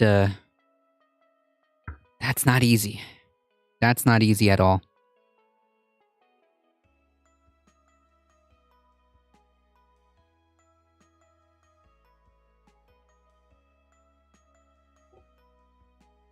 Folks, if you enjoyed the content, make sure you hit the follow button. You get 5 free emotes. Make sure you join the Discord.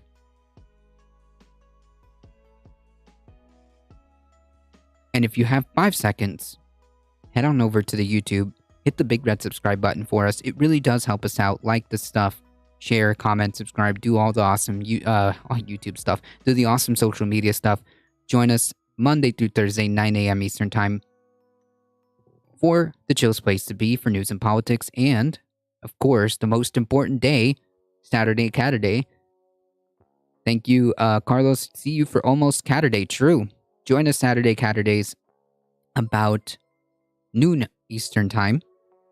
Kitty Cats guaranteed at every Saturday stream in some point. Thank you for the follow, Mr. Johnny. I appreciate that. That's right. Keep spamming them Paquita emotes. You get the cute kitty cat emote. Come on, you can't say no to that. It's free. Just hit the follow button.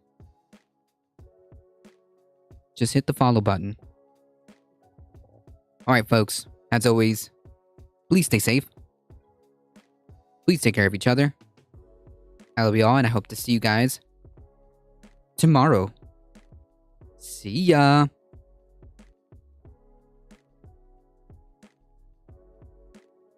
Be good. See you soon. Thank you so much. I appreciate that. Thank you to all the new follows. Thank you to Alio for the biddies. Thank you all for joining.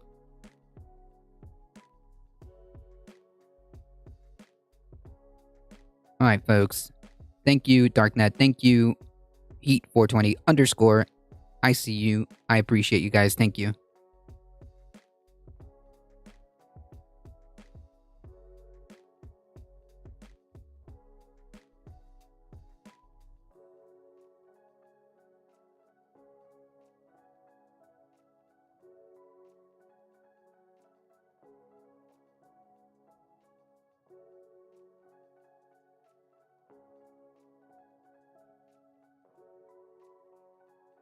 Alright, folks. We are heading out in 5, 4, 3, 2, 1. See ya.